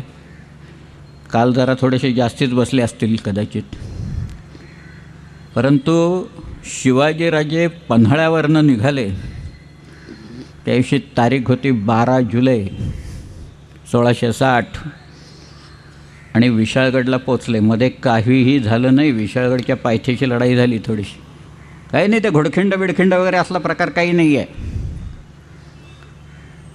काहीही नाही आहे कुठेही. अस्सल कागद म्हणत नाहीत, शिवभारत म्हणत नाही. बांदलांचे सगळे लोक होते. बांदलांचा जो देशमुख होता, रायाजी वयानं लहान होता आणि सगळा कारभार बाजीप्रभू बघत होता. आणि हे सर्व लोक 600 लोक बांदलांचे हे पहिल्यांदा विशाळगडावर होते. आणि ज्या वेळेला सिद्धी-जोहर वेढा घालायला येतो असं म्हणताना महाराजांनी पन्हाळ्याच्या बेहबुदीकरता म्हणजे मजबूतीकरता हे सगळे लोक विशाळगडावरनं पन्हाळगडावर बोलवले. यांना पन्हाळा ते विशाळा रस्ता माहीत होता, विशाळगड ते पन्हाळगड रस्ता माहीत होता. यांना तिथला सगळा भूगोल पाठ होता बाजीप्रभू आणि सगळ्यांना. त्यामुळं 600 बांदलांचे लोक हे महाराजांना घेऊन 21 तासात 64 किलोमीटरचं अंतर करून विशाळगडला पोचले. अंतर दिलेली आहेत, योजनात दिलेली आहेत, प्रहरात दिलेत. 7 प्रहरात शिवाजीराजे पोचले म्हणून दिले. 1 प्रहर म्हणजे 3 तास. 21 तासात महाराज पोचले तिथे. पण सिद्धी मसूद आला. सिद्धी मसूद म्हणजे जोहरचा जावई. आता जावयाने काहीतरी पराक्रम करून दाखवा म्हणून जोहरने त्याला पाठवून दिला. हा विशाळगडला वेढा घालायचा प्रयत्नाला लागला. आता म्हणाले पन्हाळ्याहून आपण विशाळगडला आलो आहे, आता इथं कुठं सापडायचं. मग शिवाजीराजांची परवानगी घेऊन बाजीप्रभू वरनं उतरला खाली, विशाळगडावरनं खाली उतरला आणि विशाळगडच्या पायथ्याशी लढाई झाली. त्याच्यात सिद्धी मसूदचा पराभव झाला आणि त्याच्यात बाजीप्रभू त्या लढाईत पडला. तिथं खिंड आहे बारकी, अगदी छोटीशी खिंड आहे विशाळगड आणि मेनलँडच्यापासून. बाजीप्रभूचा काही पराक्रम कमी होत नाही. बाजीप्रभू विलक्षण पराक्रमी होता. पराक्रम गाजवला त्यांनी तिथं. मसूदचा पराभव केला, पण बाजी बिचारा पडला त्याच्यात. आणि मग शिवाजीराजे आले आणि मग त्यांनी काय करावं, माझ्यावर तोफा डागल्या ना तिथं, युनियन जॅक लावून पन्हाळ्यावर ज्या इंग्रजांनी तोफा डागल्या तिथं पुढं त्यांनी राजापूरची वखार खणून काढली. महाराज सगळ्या इंग्रजांना पकडलं. हेनरी रिव्हिंग्टनला तिथं आणून ठेवलेलं होतं की स्वतःच्या तोफा होत्या त्या, त्याला फॅक्टरीतनं बडतर्फ केल्याचं सगळं पत्र आलं होतं. त्याच्यावर तो बसला होता खुर्चीच्या खाली, गादीखाली ठेवून तो, आणि तो स्वतः तोफा भाड्याने देत होता सगळ्यांना तिथं. पण त्यालासुद्धा असा काही अडकवला, पुढं 3 महिन्यात गारद झाला तो, पार सुरत्याला वारला सगळं. मुगाच्या डाळीचे खिचडे खाऊन काय होणार शेवटी यांचं सगळे, तिथं वारला तो त्याच्यात. पण हे सगळं जे आहे ते काही सामान्य राजकारण नाही आहे.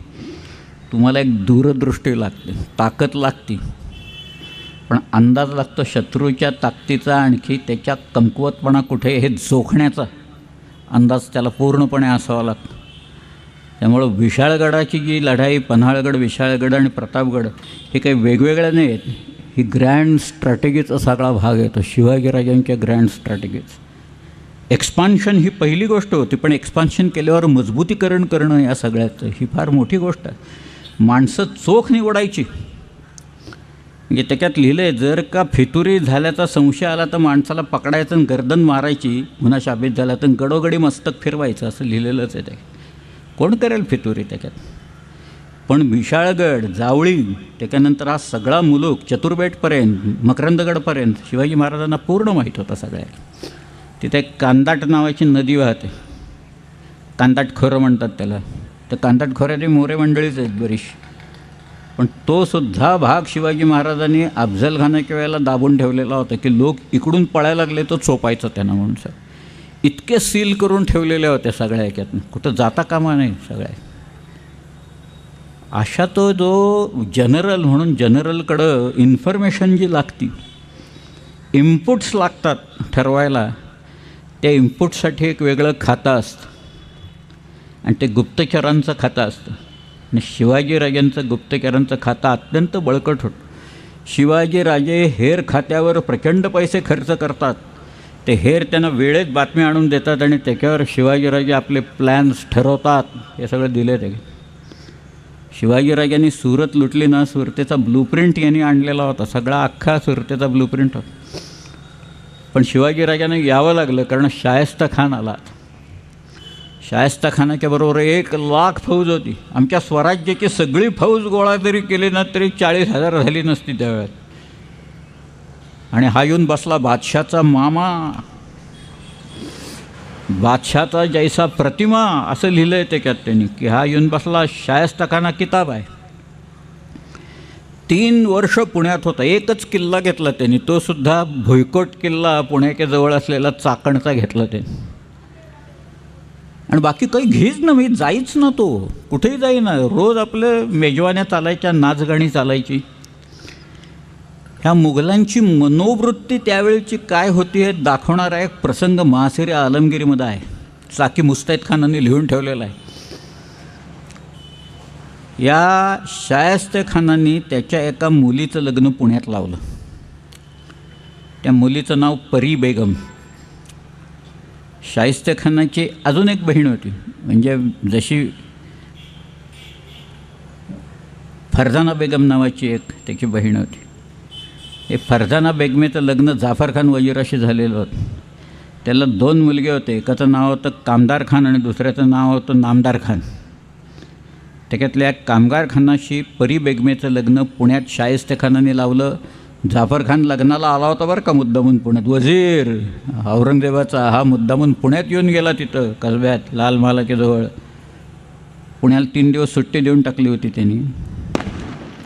आणि हा हालेच ना, मेजवान्या चालू आहेत. तर शिवाजीराजे राजगडला जाऊन बसलेत. बरं, शाहिस्ते खानाला एक गोष्ट माहिती होती, ह्या माणसाच्या फार जवळ जर का गेलं तर तो आतडी बाहेर काढतोच तिथनं. त्यामुळं फार जवळ जाता कामा नाही. त्यामुळं आपण पुण्यात थांबू, बघूया काय होतं. नामदार खान आला त्याच्याकडे, म्हणजे त्याचा भाचा आला धाकटा. आणि तो शायस्ता खानाला म्हणाला की मामूजान, अरे आपण 3 वर्ष इथं बसलो आहे, 1 किल्ला फक्त चाकणचा घेतला, तुम्ही मला परवानगी द्या, मी जातो आणि शिवाजीला पकडून घेऊन येतो. आता शाहिस्ता खान काय म्हणतोय बघा. मुघली मनोवृत्ती कशी होती ते सांगणारं त्याचं द्योतक हे आहे. शायस्ता म्हणाला, तू तुझ्या जवानीच्या जोशात असं बोलतोयस म्हणाला सगळे. अरे आपण जर का शिवाजीला पकडलं तर औरंगजेबाला दक्षिणेत कोणी मोठा शत्रू राहणार नाही. आणि एवढी मोठी कामगिरी केली म्हणून तो आपल्याला काबूल आणि कंदाहारला पाठवेल. त्याच्यापेक्षा पुणं काय वाईट आहे, इथली हवापाणी छान आहे म्हणाला इथलं सगळंच. मी सांगत नाही, तिथं लिहिलं आहे त्या कागदात. तो म्हणाला तू जाऊ नको, काबूल कंदारला डिफ्यूट करेल आपल्याला, फार पंचायत भिकार मुलूक आहे तो सगळा तिथला. त्यामुळे नामदार खानाने काही केलं नाही. आणि हे सगळं शिवाजी महाराजांना त्यांच्या हेरान येऊन सांगितलं की महाराज शायस्ता खान म्हणतो आता हलणार नाही, मी आता इथंच राहणार. महाराज म्हणाले आता आपल्याला जायला पाहिजे. आता तो जर काही येत नाही म्हणतोय तर आता आपल्याला जायला पाहिजे, त्याला तर उखडून काढला पाहिजे इथनं. माझा मुलूक बर्बाद करतोय 3-3 वर्ष. रयत सगळे डोंगरात जाऊन राहिले, गाई गुरं पळवलेली जात आहेत, मुली पळवल्या जात आहेत सगळ्या. जाळपोळीला ऊत आलेला आहे, ह्यांची गाणी बजावणी चाललेली आहेत, कव्वालीचे सूर सगळे ते आमच्या लाल महालातनं सगळे यायला लागलेले आहेत. आता तिथं जाऊनच ह्याला वचपा काढला पाहिजे, ह्याला तिथंच ठोकला पाहिजे नाही. पण लाल महाल काय होता सगळ्यांना माहिती होतं. तिथले वाडे पुणं सगळं अगदी तळहात फोडासारखं सगळ्यांना माहिती होतं सगळ्या. पण खानाकडं किती लोक आहेत, आपण किती लोक न्यायचे, कसे न्यायचे, काय न्यायचे, ह्याच्यासाठी तयारी लागते ना, ह्याच्यासाठी प्लॅनिंग लागतं ना. अहो एक माणूस जरी म्हणाला असता त्यातला चुकून, कुणाला तरी भलत्याला भावाला म्हणाला असता, मेवण्याला म्हणाला असता की आम्ही पुण्याला चाललो आहे बरं का, जाणार आम्ही शाहिस्ते खानाच्या इथं, असं जरी चुकून म्हणाला असतं ते कळलं असतं शाहिस्ते खानाला, म्हणजे काय झालं असतं सर. कुणी म्हणाल्याचं दिसत नाही. आणि आता शिवाजीराजांनी काय केलं, मला आठवते मग आमच्याकडं एक नवीन कोणी CEO एका कंपनीत आला ना की मग तो स्वतःचे काहीतरी नियम काढतो. पहिली गोष्ट म्हणजे आधीचा जो असेल त्याचा जो प्रेडिसेसर असेल त्यांनी कशी कंपनी गाळात घातली इथपासून त्यांनी सूर काढायला सुरुवात करतो. आणि मी कसा श्रेष्ठ आहे, मी कसा अमुक आहे, माझे कॉन्सेप्ट्स कसे आहेत वगैरे सांगायला सुरुवात करायची. त्याच्यात आमच्याकडे एक वीर आले असेच पूर्वी, आम्ही होतो तिथं, मी त्यावेळेला एक्झिक्युटिव्ह होतो. जस्ट इन टाईम नावाचा एक त्यावेळेला, मी आता सांगतो ही गोष्ट 30 वर्षापूर्वी, जस्ट इन टाईम म्हटलं म्हणजे काय. तर म्हणाले आता आपण इंजिन्स जे आहेत 20 इंजिनं आपल्याला करायचे आहेत, आपण इन्व्हेंटरी ठेवायची नाही. म्हणाले काय नाही, we will work without inventories and we will gear up our ancillary industry in such a way that the entire material will come over here on the same day of the assembly. म्हणजे shop सगळा, बाकीचे बाहेरचे सगळे supplier यांनी 20 इंजिनला लागणारं material त्या दिवशी आणून द्यायचं. म्हणजे सगळं ते इंजिन बांधून देऊन संपून टाकायचं, इन्व्हेंटरीच नाही. कॉन्सेप्ट चांगला आहे कागदावर, हा सगळ्याचा प्रत्यक्षात आपल्याकडे घडत नाही. पण आपल्याकडे एखादा लेत असेल, अरे काय झालं रे, माणूस का नाही आला, नाही आई वारली गेला तिकडं. अहो लोकांनी किती वेळा आईला मारलं आहे त्याच्यातनं, असे आई गेली, हा गेला, मेवणी गेली, लग्न आहे, कुंजा आहे, असं करत थोडक्यात म्हणजे मटेरियल कधी वेळत नाही. एक कॉम्पोनंट 3000 कॉम्पोनंट्समधला एक कॉम्पोनंट जर का नसेल तर ॲसेंब्ली होऊ शकत नाही. मग जस्ट इन टाईम कॉन्सेप्ट कसा काय चालणार इथं आमच्याकडं. जपानमध्ये चालेल तो, कारण ते लोक डिसिप्लिन्ड आहेत. कोबेला भूकंप झाला त्यावेळेला ते म्हणाले आम्हाला बाकीची बाहेरची कोणाचीही मदत नको, आम्ही आमचं सगळं परत उभं करू सर. तर फुकुशिमा झालं एवढं आहे की जपानने कुणाकुणाकडनं मदत घेतली बघा तुम्ही. आकडे इतके डिसिप्लिन्ड लोक आहेत, ते म्हणाले आम्ही जास्ती काम करू, सगळेच लोक जास्ती काम करायला तयार, पण म्हणाले आम्ही बाहेरची मदत घेणार नाही. इथं आपल्याकडं तसं नाही. त्यामुळे आपल्याकडं कॉन्सेप्ट चांगले असले तरी चालत नाहीत. इथं शिवाजीराजांनी आयत्या वेळेला लोक एकत्र आणले बघा सर. हे काही लेंढार काय, त्यांच्याबरोबर 200-400 लोक असतील, 1000 असतील काय, 200 असतील, 500 असतील. ते पुण्यात एका वेळेला सगळे लोक आले म्हणजे कळलं असतं ना काय झालं आणि काय नाही, ते कशाला आलेत लोक ते. पण कुणीतरी कुणाचं तरी लग्न काढलं बरं का, आपल्याच लोकांनी सांगितलं, कुणाला तरी गाळात घातला, तुझं लग्न आहे आता, तू लग्न करून घ्यायचं या मुलीशी, चल पुण्यातच लावायचं लग्न, आम्ही सगळे वराडी तुमचे, तिथं येणार आम्ही सगळे, लग्न आम्ही लावून देणार, रात्री पसारवणार तिथनं. एकदा गोरज मुहूर्त झाला, लग्न झालं की आम्ही पसारवणार. दिवस रमजानचे आहेत. रमजान म्हणजे दिवसभर उपास करायचे आणि रात्री सूर्यास्त झालं की खायचं आणि मग झोपायचं. बघा लोक कसे निवडतात, काय काय निवडतात, लोकांचं काय चालतं आहे सगळं माहीत होतं इथं. लोक आणि तिथला सगळा प्लॅन माहिती. आता शाहिस्तेखान ऐन त्या लाल महालात होता का लाल महालाच्या पलीकडे असलेल्या बागेत छावणी टाकून होता का तिथल्या तंबूत होता का काय कुठं का असेल, त्याच्यावरनं भांडायचं काही कारण नाही. शिवाजीराजांनी नेमकं काय केलं हे महत्त्वाचं आहे सगळ्यात. पण त्यांनी लोक जमवले आयत्या वेळेला. रात्र झाली, सामसूम झाली, त्यावेळेला आपली जी मंडळी होती त्यांनी बरोबर जागा हिरली होती. ते म्हणाले जेवणं झालेले आहेत आणि ते आचारी बिचारी सगळे आता ती भांडी कुंडी असे धुवून बिवून ठेवायचे मागं लागले. आपले लोक भिंतीवरनं उतरले बरं का पाठीमाग. 2-4 आचार्यांनाच चोपला तिथं त्यांनी. पहारेकरी झोपले होते खाऊन नेहमीप्रमाणे. मग आपल्या लोकांनी त्यांना असा पहारा करतात काय असं म्हणून मारलं सगळ्यांनी तिथून. आणि सगळी त्या लाल महालात घुसली. बरं हा कुठं बसला आहे शाहिस्तेखान हे नेमकं माहीत नव्हतं सगळ्यात. शाहिस्तेखानाचा मुलगा आदल्या दिवशी आला होता, त्याचं नाव अबुल फतह खान. त्यामुळं कुठं तो आहे पण तरी महाराजांना पत्ता लागला. आणि शिवाजीराजे सगळे बरोबर त्या खानाच्या तिथं गेले. तोपर्यंत त्या बायका उठल्या होत्या खानाच्या, किती होत्या देवजणे पण बऱ्याच असत्या 5-6. क्षमादानं वगैरे चिरागदानं त्यांनी विझवून टाकली, अंधार केले. पण हा जाताना दिसला म्हणून महाराजांनी एक वार काढला खाडकन त्याला. तो कळतं, तलवारीला वार लागल्याचं कळतं, आपल्याला जाणीव होती.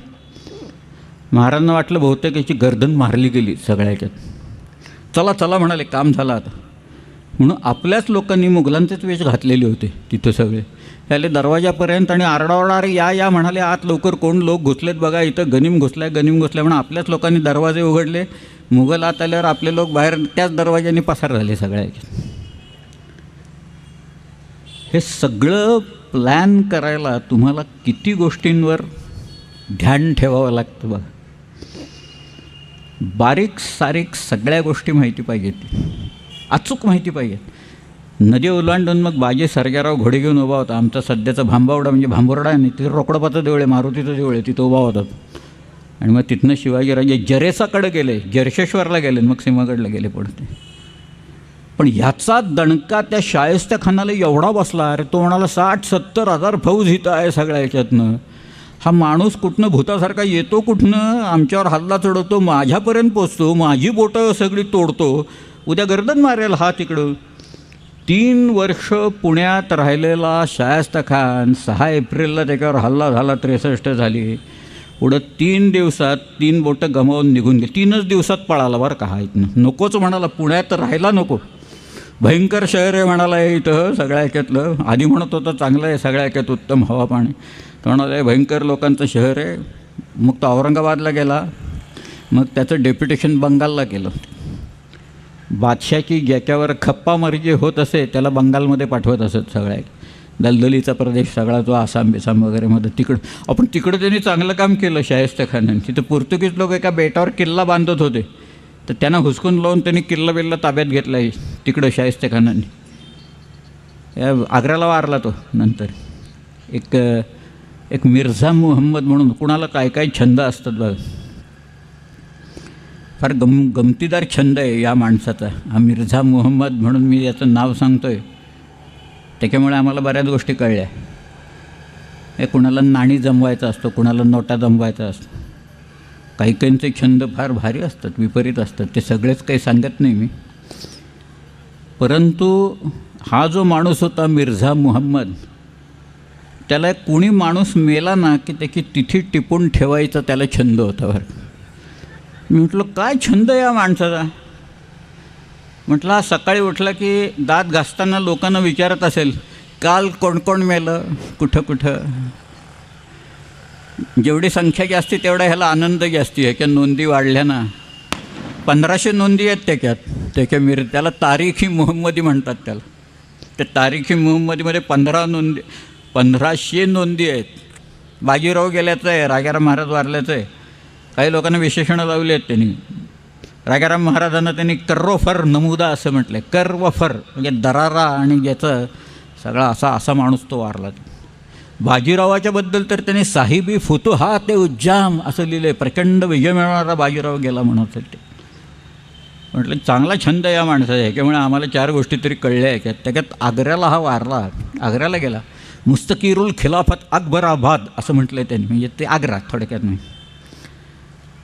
ठेक्यावरनं शाहिस्तेखानाचं काय झालं कळलं. पण काय झाले असेल तुम्ही कल्पना करा की रात्री हा उगवतो कुठनं एकदम, हा बाबा इथपर्यंत पोचतो, माझे हात तोडतो, तिथनं बोटं मारतो. 3 दिवसात पळाला पुणे सोडून ठेक्यात.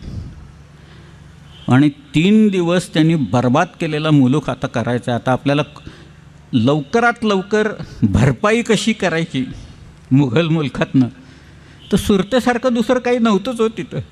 सुरत म्हणजे अतिशय सधन शहर त्यावेळेचं. मोठं बंदर, स्वाली बंदर आहे तिथं. अनेक जहाजं तिथं लागायची. मक्केला लोक सगळे तिकडून जायचे. त्यामुळे सधन शहर होतं. अनेक वखारी, युरोपियन लोकांच्या वखारी तिथं होत्या. त्यामुळं सुरत लुटायची असं ठरवलं. कारण एक दिवस बहिर्जी आला महाराजांच्याकडून, म्हणाला महाराज सुरत मारिली आणि अगणित द्रव्य सापडेल, अगणित मिळेल म्हणाला.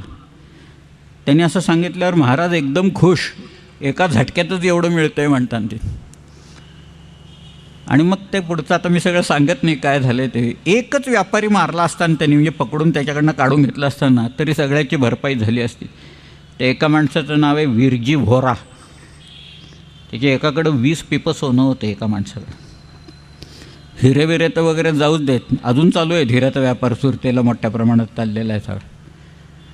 परंतु त्या बहिर्जीनं सगळा ब्लूप्रिंट आणून ठेवला होता महाराज. कुठं कुठं हात मारला. काय लुटलं असेल पहिल्यांदा जकात घर लुटलं असं लिहिलं आहे तिथं. त्यांनी कॅश असते ना जकातीची, तिथं ताबडतोब कॅश हातात मिळाली. परंतु तिथं जायचं आणि परत यायचं, 5-5 हजार घोडी घेऊन जायचं, त्यांचा सगळा खर्च असतो घोड्यांचा. घोड्याला हे घायला लागतंच ना शेवटी सगळ्या. त्याचा जामानिमा सांभाळायचा आणि वेगाने परत यायचं, लूट मारून परत यायचं. शिवाजी राजांनी ह्याला जे प्लॅनिंग लागतं, आम्हाला आकडे कसे मिळाले की तुम्हाला कागदपत्र कशी मिळतात त्याचं एक उदाहरण जाता आता सांगतो. त्या मुघलांच्याकडे सिस्टम्स होत्या, सिस्टम्स नाहीत असं नसतं कधी. इतकी वर्ष त्यांचं राज्य चाललं आहे, ॲडमिनिस्ट्रेशन उत्तम असतं त्याच्यात. फक्त दिरंगाई असते. जसा पसारा वाढत जातो ना तशी दिरंगाई वाढायला लागते सगळ्या.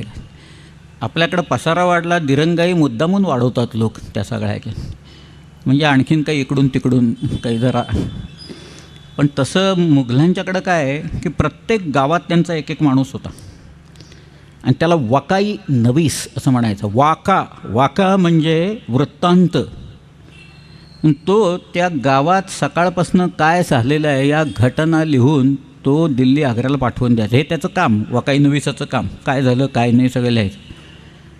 बरं काही वेळा तो काय करायचा माणूस, तो सुभेदार म्हणायचा, हा लेख आता माझ्या विरुद्ध काही लिहून पाठवत नाही ना, नाहीतर औरंगजेब किडून माझी मनसब काढून घेईल ना. म्हणून ते वकाई नवीसाला बोलवायचे आणि तू काय लिहिलेस ते मला दाखव आधी सर. तू काय रिपोर्ट पाठवणार आहे दिल्लीला, तो आधी मला दाखवायचा मग पाठवायचं. हे लोक असं करतील हे मुघलांच्या सगळ्यांना वरती माहीत होतं. म्हणून काही खुफिया नवीस असायचे. खुफिया नवीस म्हणजे ते कोण आहेत हेच लोकांना पत्ता लागले. ते खुफिया नवीस परस्पर रिपोर्ट पाठवून द्यायचे. हा खुफिया नवीस हे माहितीच नसायचं लोकांना. म्हणजे एक उदाहरण तुम्हाला सांगतो मी. परांडा किल्ला आहे.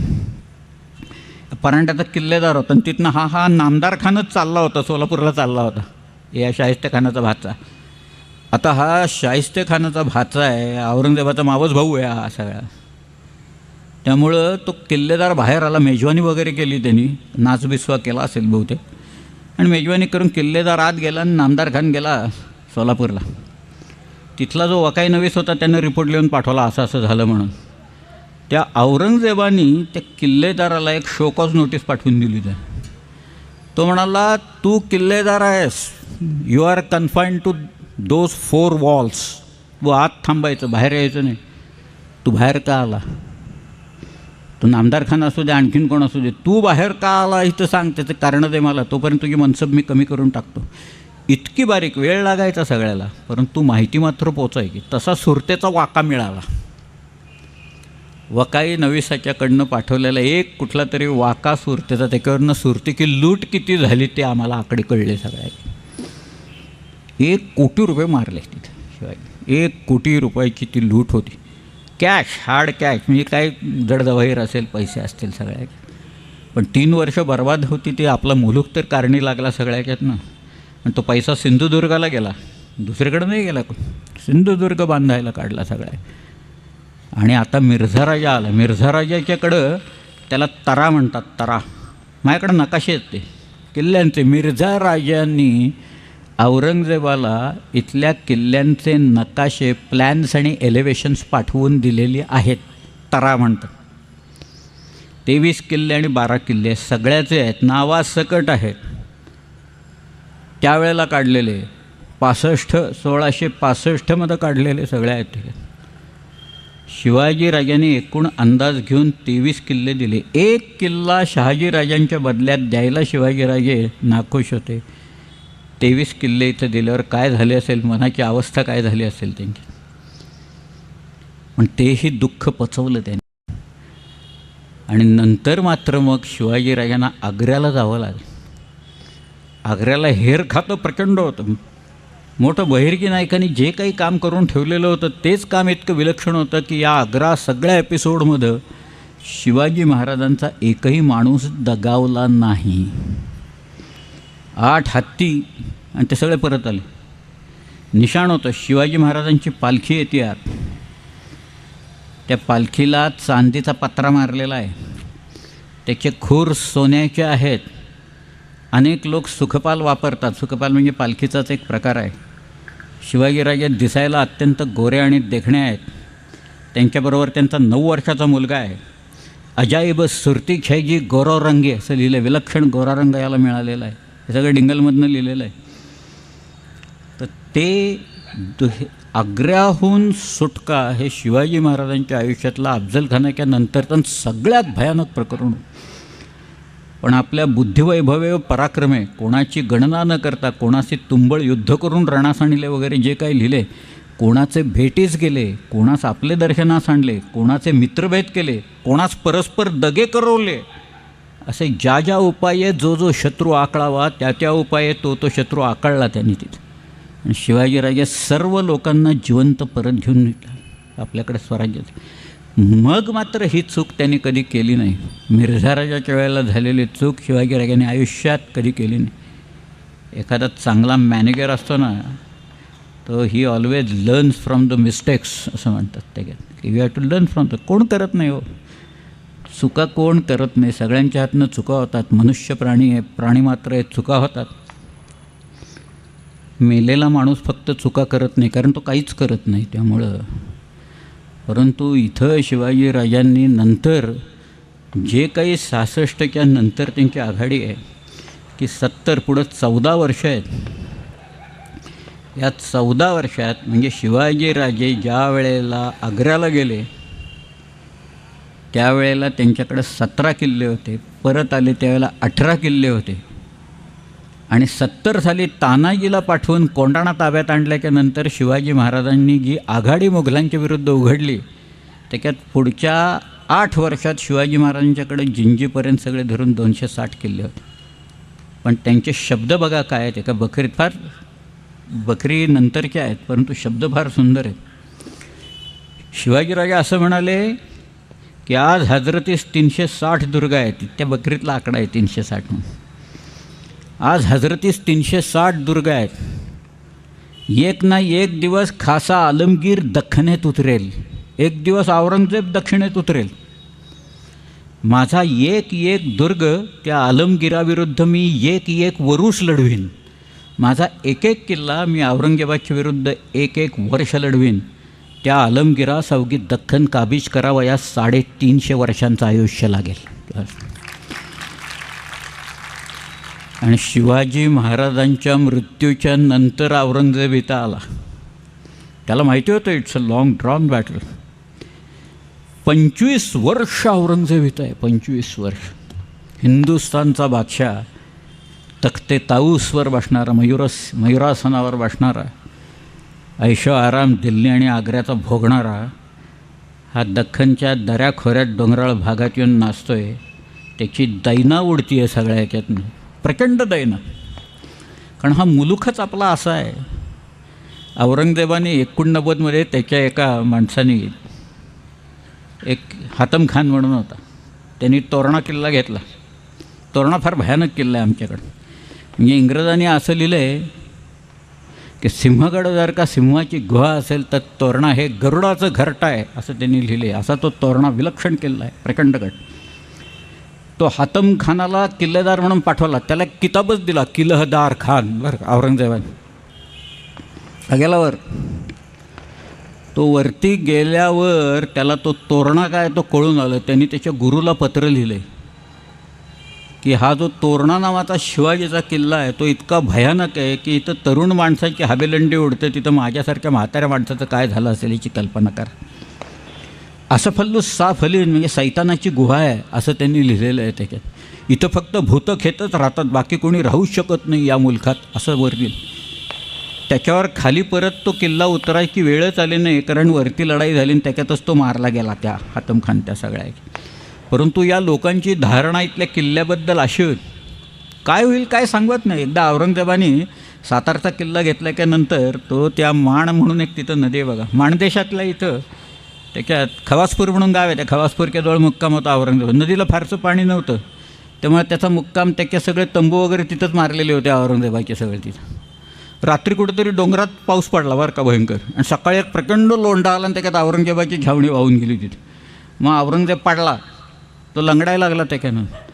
त्याच्याच चरित्रकारांनी लिहून ठेवले आता तो तैमूरलंगचा वंशज शोभतोय म्हणून, कारण लंगडायला लागला त्याच्यातनं.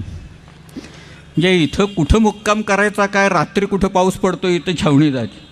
तो विशाळगडून येतो. तर शेवटी आपल्या लोकांनी प्रत्येक किल्ला म्हणजे भांडवलच करून टाकलं. म्हणजे किल्ला लढवायचा, किल्ल्यावरचा अन्नाचा साठा संपला, दारूगोळा सगळा संपला की लोकांशी बोलणी लावायची. किती पैसे देता, कुठं महाबत खान आणायचा, कुठं रुहुल्ला खान असायचं, तिकडे तरबियत खान असायचा. तुम्ही किती पैसे देता सांगा, किल्ला तुमच्या ताब्यात देतो. कोण म्हणायचं 25,000, कोण म्हणायचं 30,000. मग मराठे पैसे घ्यायचे आणि किल्ला देऊन टाकायचे त्या ताब्यात, तुम्ही जाऊन झेंडा लावा. मग तो माणूस एक सोन्याची किल्ली पाठवायचा, ज्याला किली द फतह असं म्हणायचं, विजयाची किल्ली, ती औरंगजेबाकडे पाठवायची.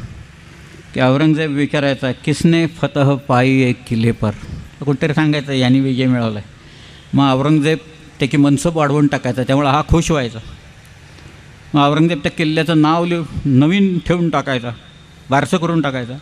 मग नवीन किल्लेदार नेमायचा कोणीतरी. मग तो किल्लेदार यायचा, सगळा बघायचा किल्ला, मग डागडुजी करायचा, अन्नधान्य आणून कोठ्यात भरायचा, तोफा वगैरे नवीन आणून ठेवायचा, दारूगोळा असा आणून सगळीकडं ठेवला. नवरदेवासारखा असा किल्ला एकदा सगळा सजला की कुठल्या तरी काळ्या रात्री काळ्या कातळावरनं मराठी वरती जायचे आणि किल्ला जिंकून घ्यायचे सगळ्या. असा औरंगजेबाला आपल्या लोकांनी 25 वर्ष छळला. औरंगजेबाच्या लोकांना मारायचं नाही, त्याचे लोक पकडायचे, त्यांचा कुटुंब कबिला पकडायचा आणि सांगायचे किती पैसे देता म्हणजे सोडू, 1,00,000 रुपये द्या म्हणजे सोडतो कुटुंब कबील. देण्यावाचून गत्यंतरच नसायचं, लोक आणून द्यायचे पैसे. त्यामुळं त्यांचे लोक हेच आपलं भांडवल झालं, आपले किल्ले हे आपलं भांडवल झालं. आणि भांडवल किती, सुरुवातीला 20-25 हजार रुपये घेऊन किल्ले द्यायचे आपले लोक. तर ज्या वेळेला विशाळगड गेला, विशाळगडला मोर्चे लावले, स्वतः औरंगजेब गेला तिथं विशाळगडला. पावसाळा सुरू व्हायची वेळ आली होती, तिथला पाऊस भयंकर आहे. त्या विशाळगडच्या भोवताली सगळं अरण्य होतं त्यावेळेला, पाऊस तिथं अजूनही गवे आहेत. औरंगजेबाचा नातू, त्याचं नाव होतं बेदार बख्त. बेदार बख्त निगोसिएशन्स करत होता मराठी आणखी मुघलात पैशावरनं. आणि तो म्हणत होता, आजीजीनं सांगत होता किल्लेदाराला, वरती प्रतिनिधी होता, त्यानं सांगत होतं काही करून किल्ला द्यावं ताब्यात. माझा हा आजोबा हा काही कायम किल्ल्यावर राहणार नाही, तो इथं येऊन परत जाईल. तो गेला की परत देऊन टाकतो आम्ही तुम्हाला किल्ला, पण आत्ता देऊन टाका तुम्ही आम्हाला. मराठ्यांनी दिला किल्ला. किती पैसे घेतले असतील, 2,00,000 रुपये घेतले विशाळगड सोडायला. काय जमवले पैसे, कुठनं पगार नाही काही नाही, औरंगजेबाच्याचकडनं पैसे जमवत बसले होते लोक आपले. मग सधन झाले, सगळे किल्ले परत बांधून काढले आपल्या लोकांनी, किल्ले लढवले. रामचंद्रपंत अमात्य हे सगळं जे आहे ना, अमात्य त्यावेळेला होता. शिवाजी महाराजांची नीती त्याला पूर्ण माहिती होती या सगळ्या, आणि तीच त्यांनी कॅरी फॉरवर्ड सगळ्या याच्यातनं केली. आणि औरंगजेबाच्या विरुद्ध हा जो लढा आहे, स्वातंत्र्य समर आहे मराठ्यांचं, घाबरले नाहीत कोणी. 89 साली म्हणजे 87 साली 86-87ला आदिलशाही घेतली त्यांनी. 89मध्ये कुतुबशाही औरंगजेबाने संपून टाकली. 89मध्ये संभाजीराजांना पकडून ठार मारलं त्यांनी. 89मध्येच राजधानी 3 नोव्हेंबरला रायगड घेऊन टाकला त्यांनी. बहुतेक शिवाजी महाराजांचं तख्त सिंहासन औरंगजेबाने नेलं.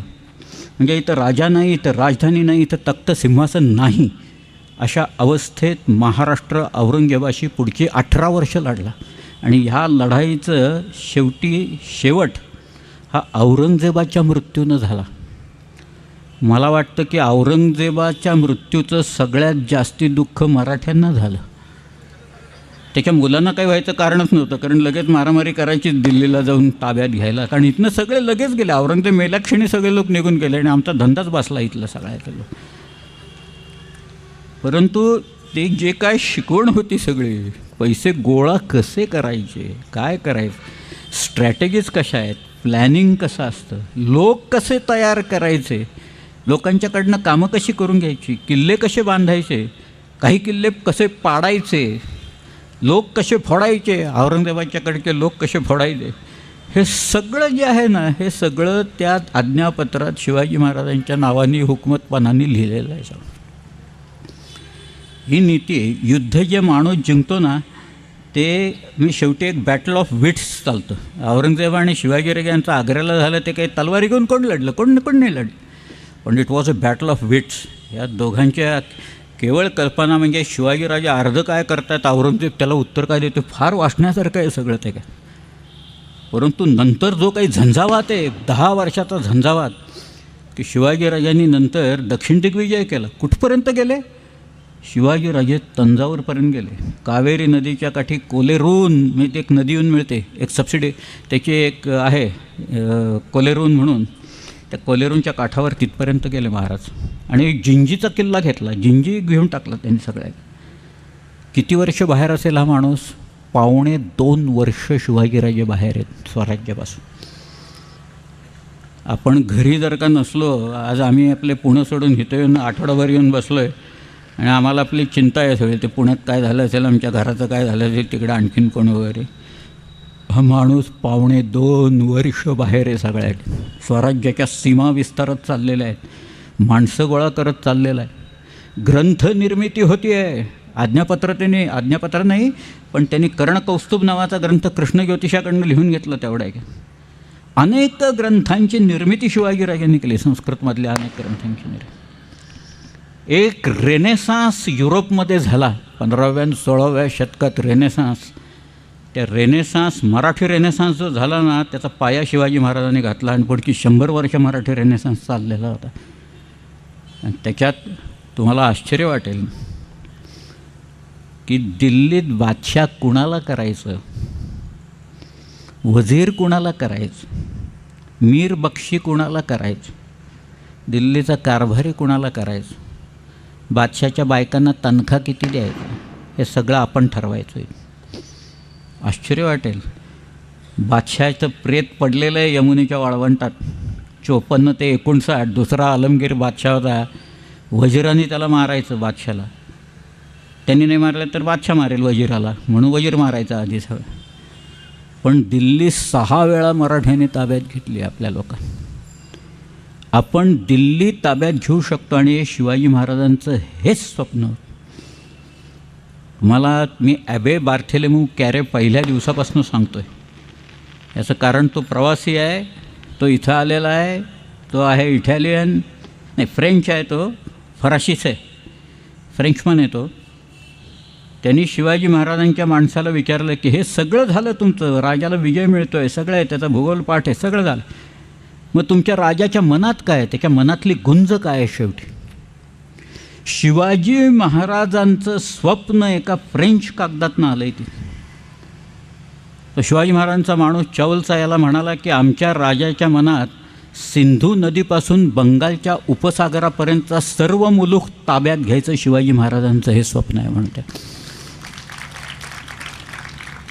तात्याराव सावरकरांनी ज्या काही सीमा सांगितल्या, आ सिंधूपर्यंत्या यस्य भारत भूमिका पितृभू पुण्यभूश्चैव सवय हिंदू रीतिस्मृता म्हटले त्यांनी, की या सिंधू सागरापासून ते सिंधू नदीपर्यंत या सगळ्या मुलखाला जो आपलं वतन पितृभूमी मानतो, पुण्यभू मानतो, पितृभू आणि पुण्यभू मानतो, तो हिंदू असं तात्या. किती धर्मनिरपेक्ष व्याख्या असावी याची सीमा सावरकरांनी उदाहरण घालून दिलेलं आहे. ते या भूमीवर प्रेम करणारा जो आहे, हिला पुण्यभू मानणारा आहे ना, तो हिंदू. पूर्ण धर्मनिरपेक्ष व्याख्या.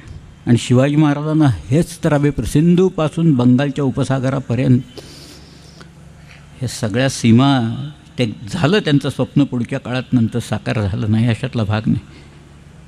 पण शिवाजीराजांनी जे काही छोट्या छोट्या लढाई मी सांगितल्या नाहीत तुम्हाला, अगदी छोट्या आहेत, पण लोकांना अशा काही अडचणीत आणून शिवाजीराजांनी चोपला आहे सगळ्यांना की कुठं गाठायचा एखाद्या माणसाला अडचणीत, म्हणजे कुठं खिंडीत गाठायचा हे त्यांना कसं माहीत होतं. कारण तुम्हाला सगळे रस्ते माहिती आहेत तिथे, तुम्हाला भूगोल माहिती असल्याशिवाय होणंच शक्य नाही.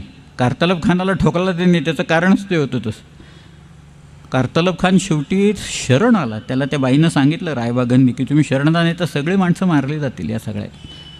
शेवटी कारतलब खान शरण येऊन गेला. पण यांना बारीक सारीक लढाई आहेत. मग खवास खान आहे, मग बाजी घोरपड्याला चोपला आहे त्यांनी, मुधळला नेऊन हाणला त्याला.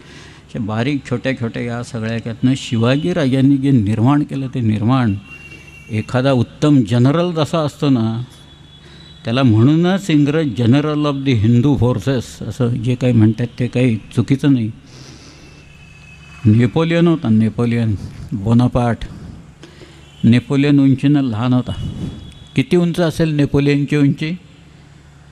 त्याची शारीरिक उंची लहान होती, पण त्याची बौद्धिक झेप आणि उंची फार मोठी होती. नेपोलियन बोनापार्ट 30-40 लढाया नेपोलियन खेळला आयुष्यात. त्याच्याकडं काही काळ ऑस्ट्रेलियन आणि झेना या लढाया तुम्ही पाहिलं तर त्याच्याकडे सैन्य कमी आहे, शत्रूचं सैन्य जास्ती आहे, पण विजय मात्र नेपोलियन बोनापार्टचा आहे. त्याच्यात नेपोलियनचा पराभव झाला वॉटरलूला. ड्यूक ऑफ वेलिंग्टननी तो पराभव केला. त्याच्या आधी नेपोलियन बोनापार्ट हा रशियात गेला होता. रशियाचा जो झार होता अलेक्झांडर, त्याच्याशी नेपोलियनचा एक तह झालेला होता. आणि त्या तहात युरोप जिंकायचा आणि वाटून घ्यायचा, आणि अर्धा रशियाने घ्यायचा आणि अर्धा फ्रान्सने घ्यायचा, असा तो तह होता. हा झार काही करेना, अलेक्झांडर काही करेना, म्हणून नेपोलियन सैन्य घेऊन निघाला. आणि तो म्हणाला मी पहिल्यांदा झारलाच जाऊन हाणतो, रशियात जातो आणि झारला मारतो, आणि मग म्हणाला बाकीचं पुढचं काय करायचं. म्हणून नेपोलियन 6 लाखाचं सैन्य घेऊन रशियात गेला. नेपोलियनसारखा माणूससुद्धा किती आतयाईपणा करू शकतो याचं एक उदाहरण आहे की नेपोलियन रशियात गेला, त्याच्याजवळ 6 लाख लोक होते, पण नेपोलियनची वेळ चुकली. त्यांनी मॉस्कोला लढाई झाली, अनेक ठिकाणी त्या बारीक सारीक लढत, कोसॅक्स लोकांनी हल्ले चढवले. एक साधी नदी बेरेझिना म्हणून एक नदी आहे, ती बेरेझिना नदी ओलांडत असताना नेपोलियनचे एका वेळेला 20,000 लोक मेले. तिथं गारठून मेले, थंडीमुळे मेले.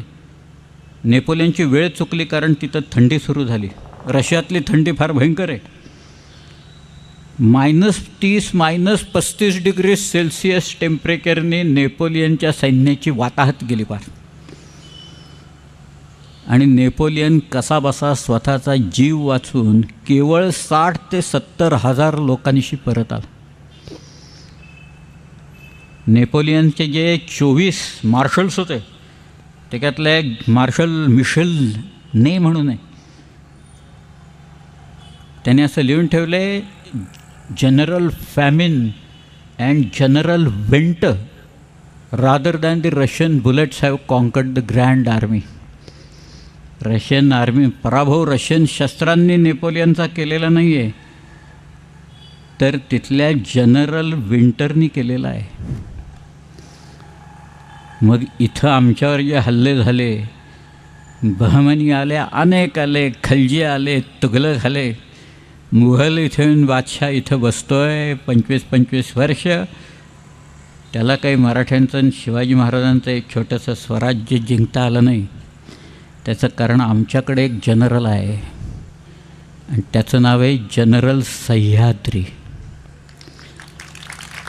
ह्या सह्याद्रीनं इथलं स्वातंत्र्य अबाधित ठेवलेलं आहे. स्वातंत्र्याचे मंत्र हे जसे त्यांनी लोकांच्या कानात फुंकलेले आहेत, तसं ते स्वातंत्र्य टिकवण्यासाठी यांनी मदत केलेली आहे. त्या सगळ्या औरंगजेबाची अवस्था फार बिकट झालेली होती. ती कशी झाली होती फक्त सांगतो आणि मग मी थांबतो. हा 6 दिवस झाले तिथं आपल्या व्याख्यानात. तुम्ही मोठ्या संख्येने इथं येत आहेत. अनेक मला नवीन मित्र मिळालेत. सदानंदजी थरवळ आमचे आज नितीनराव कुठे आहेत मटंगे? ते त्यांचे सहकारी सगळे, तुम्ही सर्वजण एक, माझ्यासाठी नाही पण शिवाजी महाराज आपल्याकडे काय झाले आणि तो माणूस कसा होता, एक कॅरिश्मॅटिक त्यांची पर्सनॅलिटी कशी होती, हे ऐकण्यासाठी तुम्ही इथे येतं. एकच दिवस राहिला आहे उद्याचा आता. पण फार सुंदर वाक्य आहेत, बकरीतच आलेली आहे. औरंगजेबाची अवस्था त्याच्यात वर्णिलेली आहे सगळ्या ह्याच्यात.